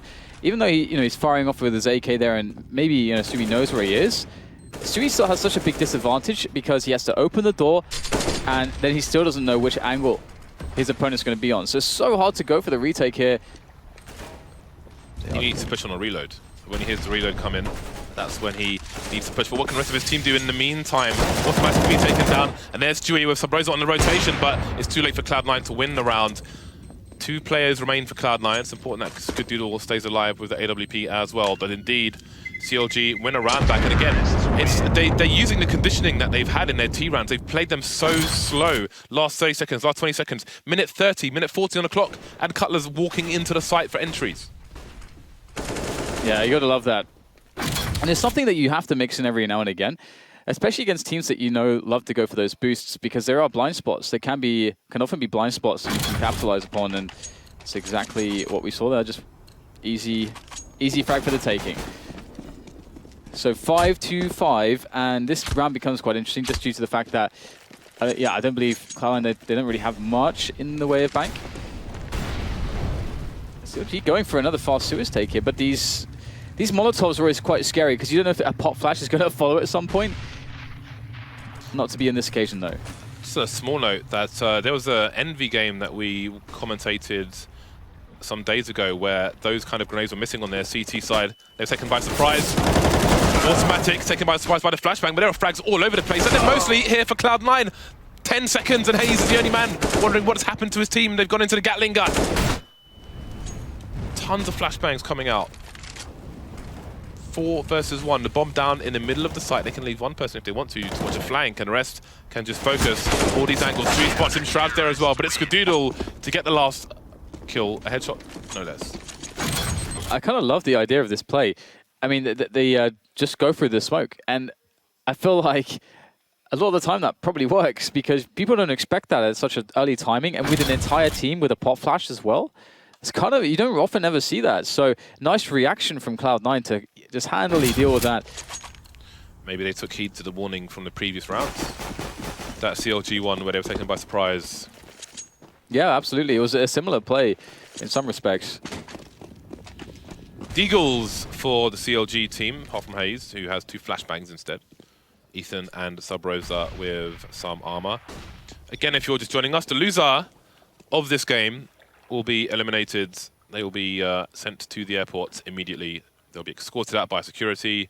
They'll have no time to pick up their equipment. They will be gone. 5 rounds on the board so far for CLG. Cloud9 looking to extend the lead. But again, CLG being the underdog, I'm going to focus on them a bit more. And I mean, 5 rounds is a good start on the T side for them, I would say. 5 of 11 rounds. I think so. And Sub Rosa's back at it again. Back at it again with the 1D, although it wasn't quite a 1D, there was a couple bullets involved, but let's call it that anyway. Still damage to be done as well by CLG. And now the push comes into the A-bomb site. Pretty easy angle for Stewie to work with though, and he will find himself the initial kills required to hold. And that's the bomb down, that's Sub Rosa's attempt at catching someone on B down as well. 7-5. And Cloud9 resting slightly easier compared to the first 5 rounds or so, or 6 rounds, when things were going very, very wrong for them. Yeah. CLG just needs to keep their heads in the game. Another... Well, they're spending a fair amount of money in this round, actually. So let's see what they can do with it, what their aim is. Maybe their aim is to maim these CT players, keep that money low. You know what can happen if one side is able to string rounds together and build tons of cash. So CLG will look to relieve Cloud9 of their cash. Charging through connects, so nobody caught, but Automatic's in a lot of trouble here. Kustar saving Hayes' bacon, perhaps, because he was quite tagged. And they force the rest of Cloud9 to back off, which means they'll have little info. Favor, they will have the fast rotations between sites, or relatively fast, but there we go. An AK picked up onto Sub Rosa, and he's the only man with Kevlar in this round. Minute 10 to play with. Cloud9 at the mercy of CLG's will. Starting to creep in towards that B-bomb site now. Cloud9, patience. Very, very patient. There's not much in the way of grenades here to help CLG. There's 2 flashbangs. And it really does remain to be seen whether they're going to be placed perfectly or not. But the angle from Shroud is good. Finds himself 2, and that's the bomb down by Monster as well. And also, a big indicator as to what the Ts are trying to do. Rotation doesn't come in just yet, but this should be solid here for Cloud9. Clock is ticking. How much damage can Cutler do in this situation? There he goes. There goes the AK. Now it's Kusta facing a double peek with a P250. Nothing dependable on the B bomb site. 3-round lead now for Cloud9, but it's time for the buy from CLG. Kusta on the AWP. If I remember correctly, he is now the undisputed AWPer on the CLG side. Although Cutler will pick up the second one when required. It is fashionable to be an AWPer in-game leader these days. It's fashionable, James. Well, Carrigan was doing it last year, before the cool kids.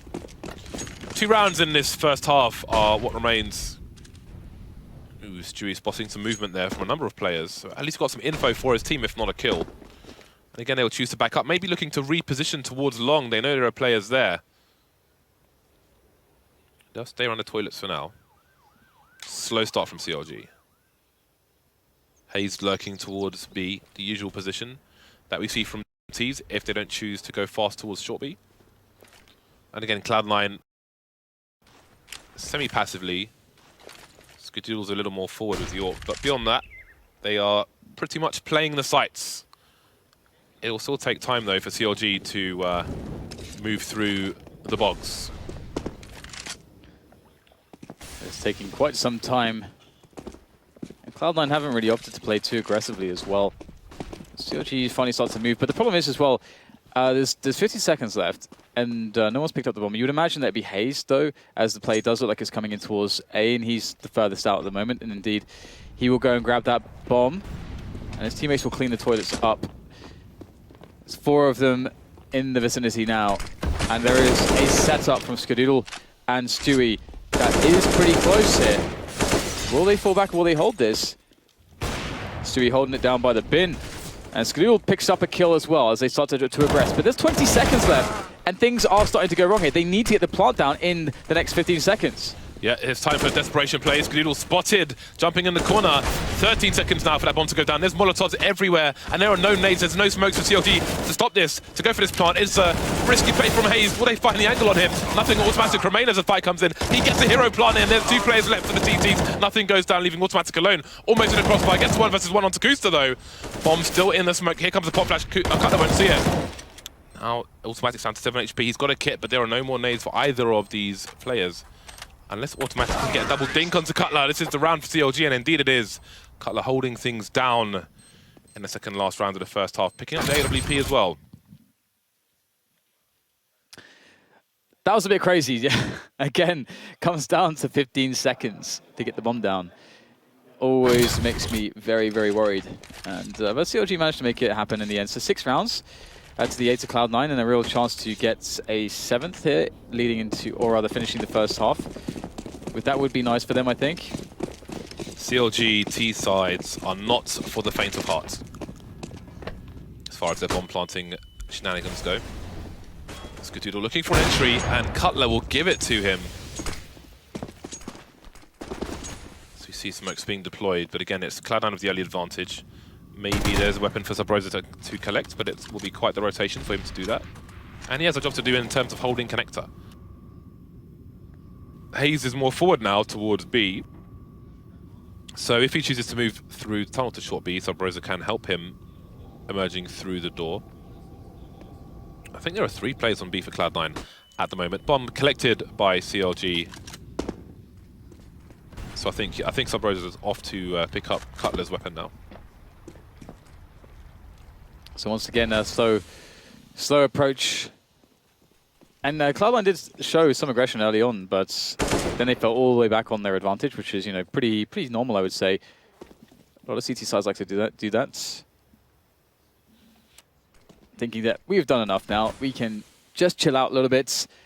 That is all the advantage we need, and we're happy to allow you to now run a set piece onto a bomb site. But speaking of which, there's no smoke grenades now on CLG. So they are in trouble from that perspective. They have to just get the frags in these open scenarios. And once again, James, they've left it with only 25 seconds. They're going for a fake with a flash and a Molotov, and the flash has been deployed, so has the molly, or has been lost onto Ethan. 20 seconds now, and they need to get that bomb down. Skadoodle is roaming. He's got Street for support. Subrosa not expecting it now. The bomb's on the floor, and these are the problems we've seen time and time again.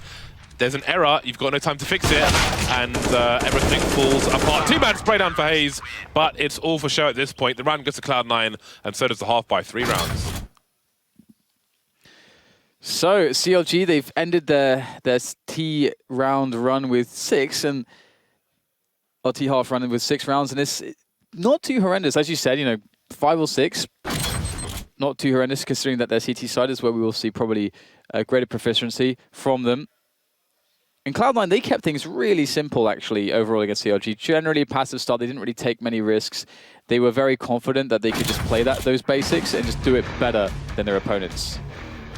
See, nothing with 18 kills. He's been great on the B bomb site. And while CLG might be more proficient on their CT side, how are they going to stop the likes of Nothing? I mean, Subrosa's got a lot of kills around smoke grenades, but that might not be enough for CLG to stop Cloud9 once their AKs come out. I would say Cloud9 have the stronger aimers on their side, and that's going to be a big problem for CLG, whether they have tactics or not. I like this aggression towards A from CLG on the pistol round.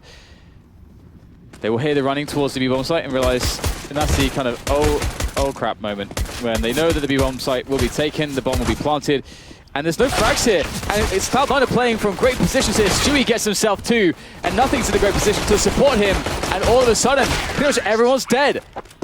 CLG get caught completely. That was a very spammy round in terms of pistol shots. That was spam. Show me the spam. Yeah, we saw nothing. He dropped the quick smoke onto the middle of the site. You stand by the barrel and aim at the top of the checkered spire, and away your smoke goes. Nothing but kills though. Ultimately, CLG on the back foot. Is Cloud9 likely to have double the score of their CTs once the buy comes in for the CT side? That's going to be quite problematic. Skadoodle just with the Tech 9 for now, looking for the AWP later on. Skadoodle, the resident beatboxer on Cloud9 when nothing wants to rap. CLG with their pistols going to stack the sights for the most part. Hayes in a forward position with the Deagle, but he has the opportunity to retreat should he be peeked from the party area. You can still boost people on the balloons in the party area. You don't see it very often, but every now and then you'll see somebody pop a bunch of balloons, leave one or two, and then boost someone over there to look into long. So Cloud9 start to run their anti-eco, and it already looks better than CLG's one, which was a little bit disjointed after the initial passive opening. But Cloud9, they've coordinated well. They've got everybody up A long. They have the ability to trade frag. The only guy who is towards the toilet side who can't trade frag is nothing, but he's got a UMP, so it's not the end of the world. Usually teams run a Mac 10 there, but let's see how it goes. Wow, Put look the at execution into the site now. And indeed, to hold all the flames. Anti-eco strategy, anti-eco execute from Cloud9. That is somewhat glorious, to say the least. Lovely stuff in the... Ooh, ding dong. Still alive, however. Sub Rose will be the last man standing, and maybe the last one to fall. He may be subject to the bomb explosion, even if he's not killed from this range. I'm sure he'll want to get something out of this Deagle. Everyone is backing off. Oh, there's something. But again, it's a very long journey if he is not to get killed by the bomb now. 11-6 will soon be the score, and there's one more eco to come for CLG.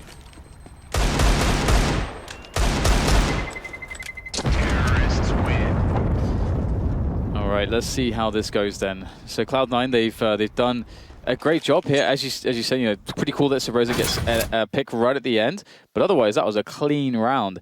And to CLG, they still can't really offer much in this round. So if we get to see, like, even if Cloud9 run the same round, and even if CLG decide to try to stack towards A long and so on, or stack the A bomb site, it doesn't matter too much because all the Molotovs are there to deal with all of those awkward positions, and you have the trade fragging, and you've got better weapons, open spaces to get multiple teammates facing at once. It's hard to stop that. But Cloud9 will mix things up a little bit. Stewie's going really aggressive here with the Mac 10 in the Suez position. And he's trying to bait them, and it's actually working a little bit. He might be able to get a couple kills here, very cheekily. So yeah, support coming in from Shroud as well in the connector area, should it be required. So smart stuff from Stewie, backs off, so he doesn't get overwhelmed, and he has a teammate for support should it be required. Not required though. 3 left, one by the barrels. Again, Kusta playing the off angle, so he's not spotted from short. Always good. For those of you at home, don't stand deep into the corner where you can get picked off, but play in the blind spot. Maybe you'll win a round for your team. 2 ecoing CTs in the B bomb site. Hey, Cutler's admiring the scenery towards A for now. Cloud9 not going to go crazy with their 2-man advantage. That's a wise decision. They have the time to play with, so there's no need to take any risks. Stewie is expendable with this Mac 10. Doesn't mean he has to die though. Another kill for him, and he will make his exit. Yeah, he's done really good stuff actually with those 3 kills, and it's quite surprising he's alive still. Oh dear, Automatic getting completely devastated by that Deagle there of Cutler. He's going to steal away Galil too. I wonder if he'll be able to get off scot-free though. I don't know if... I'm curious to see whether or not Cloud9 care about the Galil in Cutler's hands. Because Cutler can play some really good angles, some really good off angles that would make it quite difficult to get the frag. So could be that they will just leave him. Yeah, it doesn't look like they're too interested at the moment. Just holding down the bomb. Nothing with the UMP frag there. Get some bonus cash for him as well. So again, it was a slow round, but Cloud9 just played 2 anti-ecos, which were much superior to CLG's anti-ecos. Yeah, they were good. So here we go. Cloud9 with double the score of CLG. CLG have opted for a timeout. Well, time's timeout. It's time for their buy, their big buy. This is crunch time. If they lose this buy, then they may feel almost defeated already. Because beyond the buy comes an eco round. And then Cloud9 may be too close to 16 rounds. See the admin in the burgundy behind CLG. He's also a keyboard enthusiast. My keycat bro in the face offices. Well then, CLG, what do you have to offer us? Kusta is on the AWP. His spawn isn't a great one, so it would not be wise for him to go for an early pick towards the fountain area. He's heading towards B for the time being, as are 3 Cloud9 players. So we might see a fast play in towards short B, unless there's a pop flash. It could be a nasty surprise, but Kusta picks too late. He gets his bell rung by the UMP. Yeah, dink down already. That sucks for him. Nothing's in part of Molotov territory.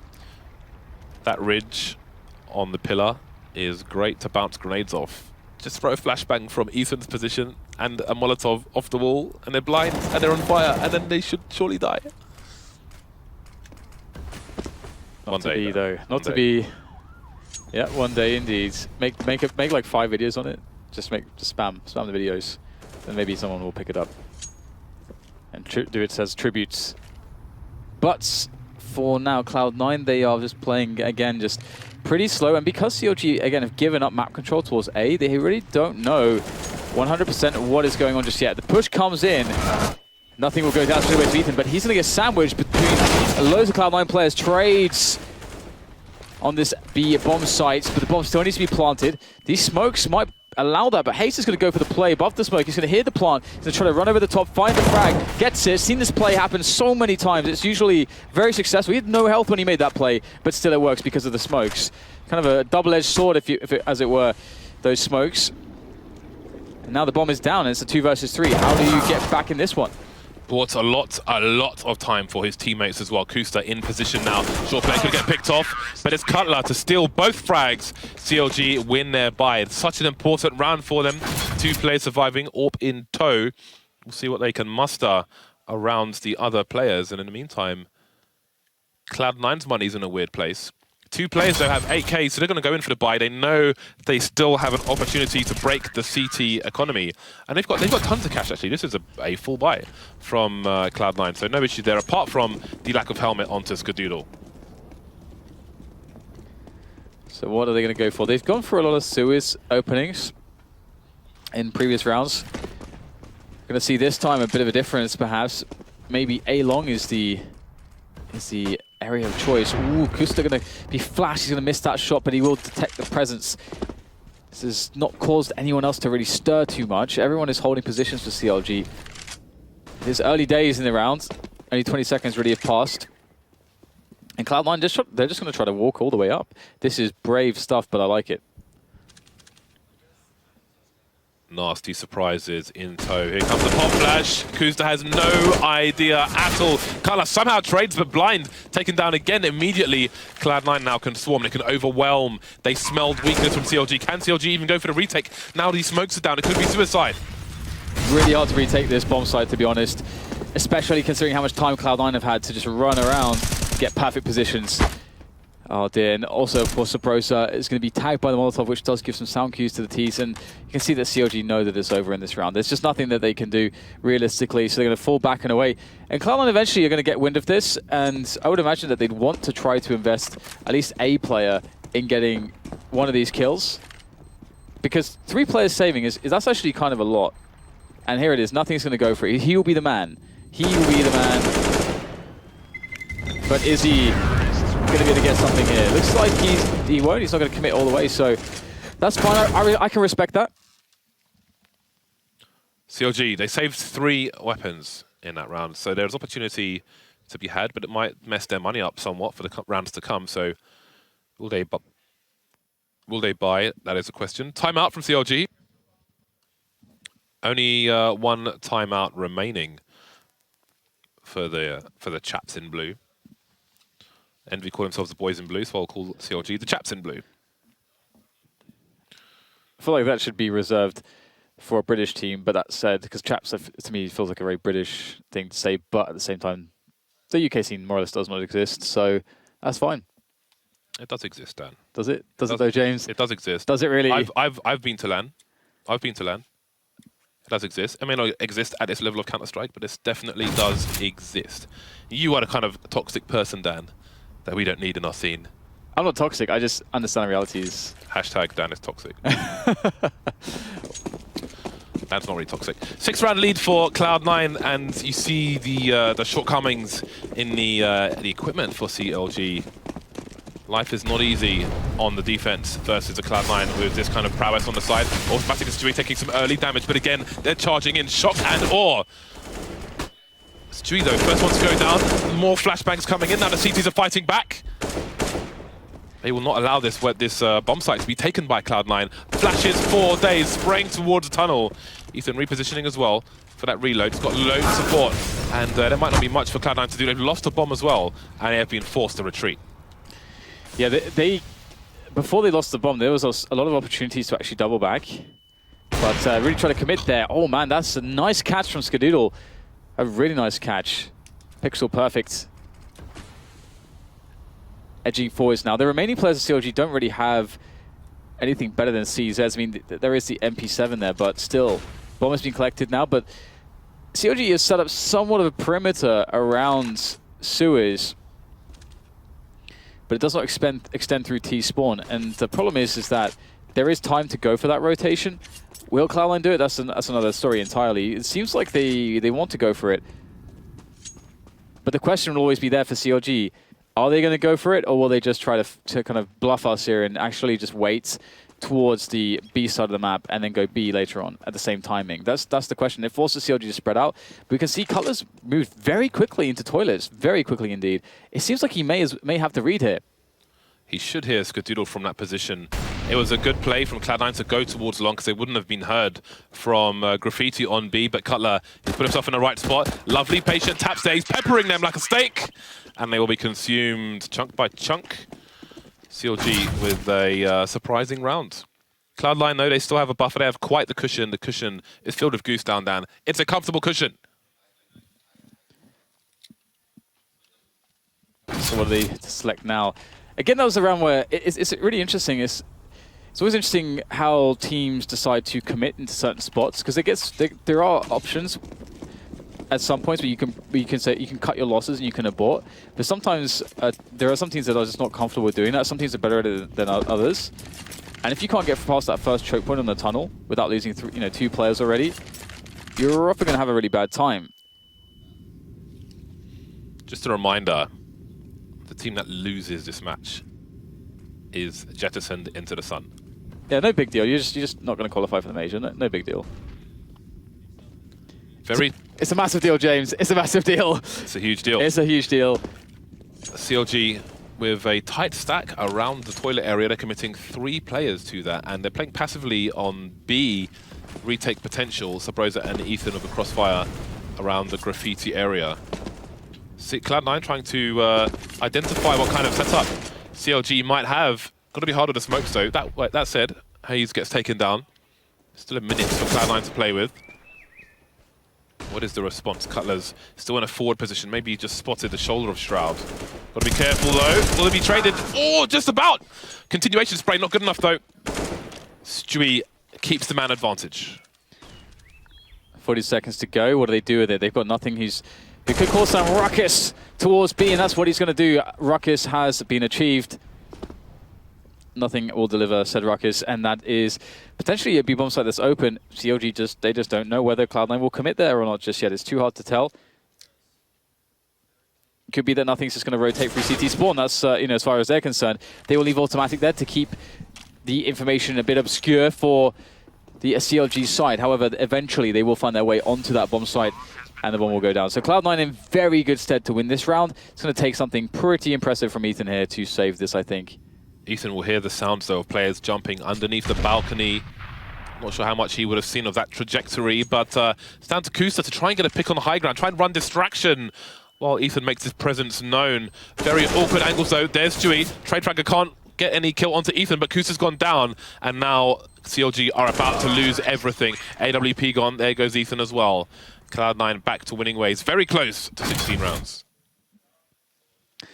Yeah, it's seeming like it's somewhat smooth sailing here for Cloud9 at this point. They got to a spot where they got a comfortable lead. Their economy's not in the best place ever, but this round is going to be a round where they should at least be able to get a bomb down at the very least, and they should honestly be winning the round probably like 80% of the time anyway. So for those of you old people from the UK, this is like on the Bullseye show when they say, "I'm going to gamble, Jim." CLG have gone all in with this buy. They're not going to play against match point. They're shoving it all across the line now. As Rampage Jackson says, always bet on black. But who's got the black, Dan? It's CLG or Cloud9. It's hard to know. It is hard to know. And right now, it's also hard to know if Stewie's going to be successful in this position, looking for the entry frag. He's also got Nothing, who's on the other side of Monster Tunnel, who could also maybe catch aggression. And Subrosa has been tagged by Nothing, so some early damage done there. On the other side of the map, you've got Kusta, who is playing close to long, and he's you can see he's like facing the boulder there, just in case as well. You know, flashes come around the corner. I don't think his teammate, yeah, Cutler, who is supporting him with the scout, does not have a flash for him, so he cannot be flash forwards, which is unfortunate. I really like the smoke Nothing dropped, but maybe we'll get time to discuss that later. Cutler's been taken down. Kusta somehow in no man's land, winning a duel versus an AK with the lowly CZ. Stewie looking to do more damage towards B bomb site. Spotting one player, looking for the trade fragger immediately. He's like, where's the other guy? There must be another guy here. So Brozek taken down in the meantime. There's Ethan, and that's a clean B bomb site. 2 players left to stop Cloud9 making it to match points. Yeah, I think automatic, fluffed his spray a little bit there, but it's okay, it happens. His teammates have managed to take the B bomb site, and everything will be fine from this point forwards. It is definitely in the interest of Cloud9 to try to eliminate these weapons, because obviously it's a point now where CLG buy every single round. And even though the economy kind of sucks for Cloud9, being able to save 2 guns versus saving just 1 is kind of a big difference. So we'll see whether or not they find them. I don't think they will at this point. It looks like they're more interested in just keeping all of their stuff alive, which is perfectly fine as well. It's not as if CLG are going to have a better situation on the weapons next round regardless. So, man, their money is going to just look at how appalling that is. That's appalling. That money sucks. They sold the house, sold the cats, sold the family to buy what they can in this round. CLG have taken their final timeout, which was of interest to me. I thought they would have used this before the previous round, because this round they have no choice, but I suppose they can talk about what play they want to make, and maybe that's spawn dependent as well. Hazed with the M4, Cutler with FAMAS, 3 CZs in tow for the remainder of CLG. Going back to what I was saying about Nothing in the previous round, he was to the right of Monster on the T side, and he threw a smoke over the top, which left a gap at the front of the tunnel, but basically takes a lot of angles away for the CT side and makes it very awkward, makes it hard for them to see if anybody's coming through the tunnel or not. And it's just good as a general distraction play. I haven't seen that smoke myself before, but it was an interesting one.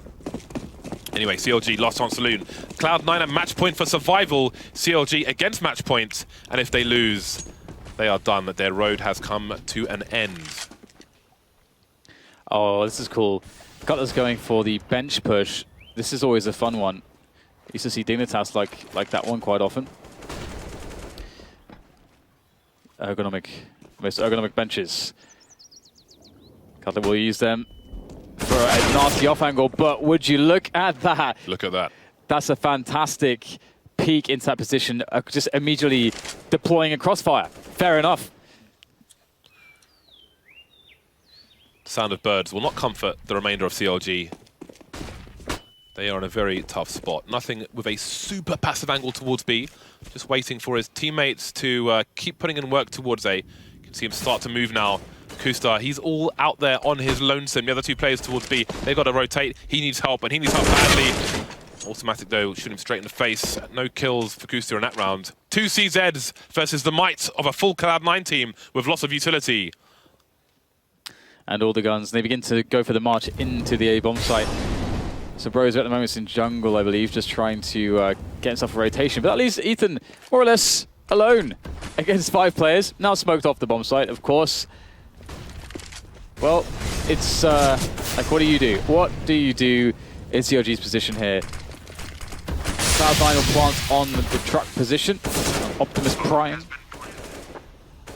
The smokes, they don't end. I think it was Ethan who tweeted earlier and said it's literally do or die for CLG in this match. What that means, maybe time will tell, because it doesn't look likely for them to succeed in this position, and it is Ethan, the last man standing, with 1 consolation kill, but it's Cloud9 who survives 16-8, double score of CLG, and they've got 1 more match to play to qualify for the major. Much more comfortable Cloud9 here today. Indeed, the first half was a little bit rocky from time to time. We saw some moments of brilliance from CLG, actually. Although they did have worse anti-ecos, they generally did look not as good as Cloud9, which is what you should expect to see. So after the NIP upset that we just had, we just had a match which was much more to our expectations. Well, maybe that massage did nothing some good. He was at top of the kills for his team. Thoughts of the desk on that match after the break.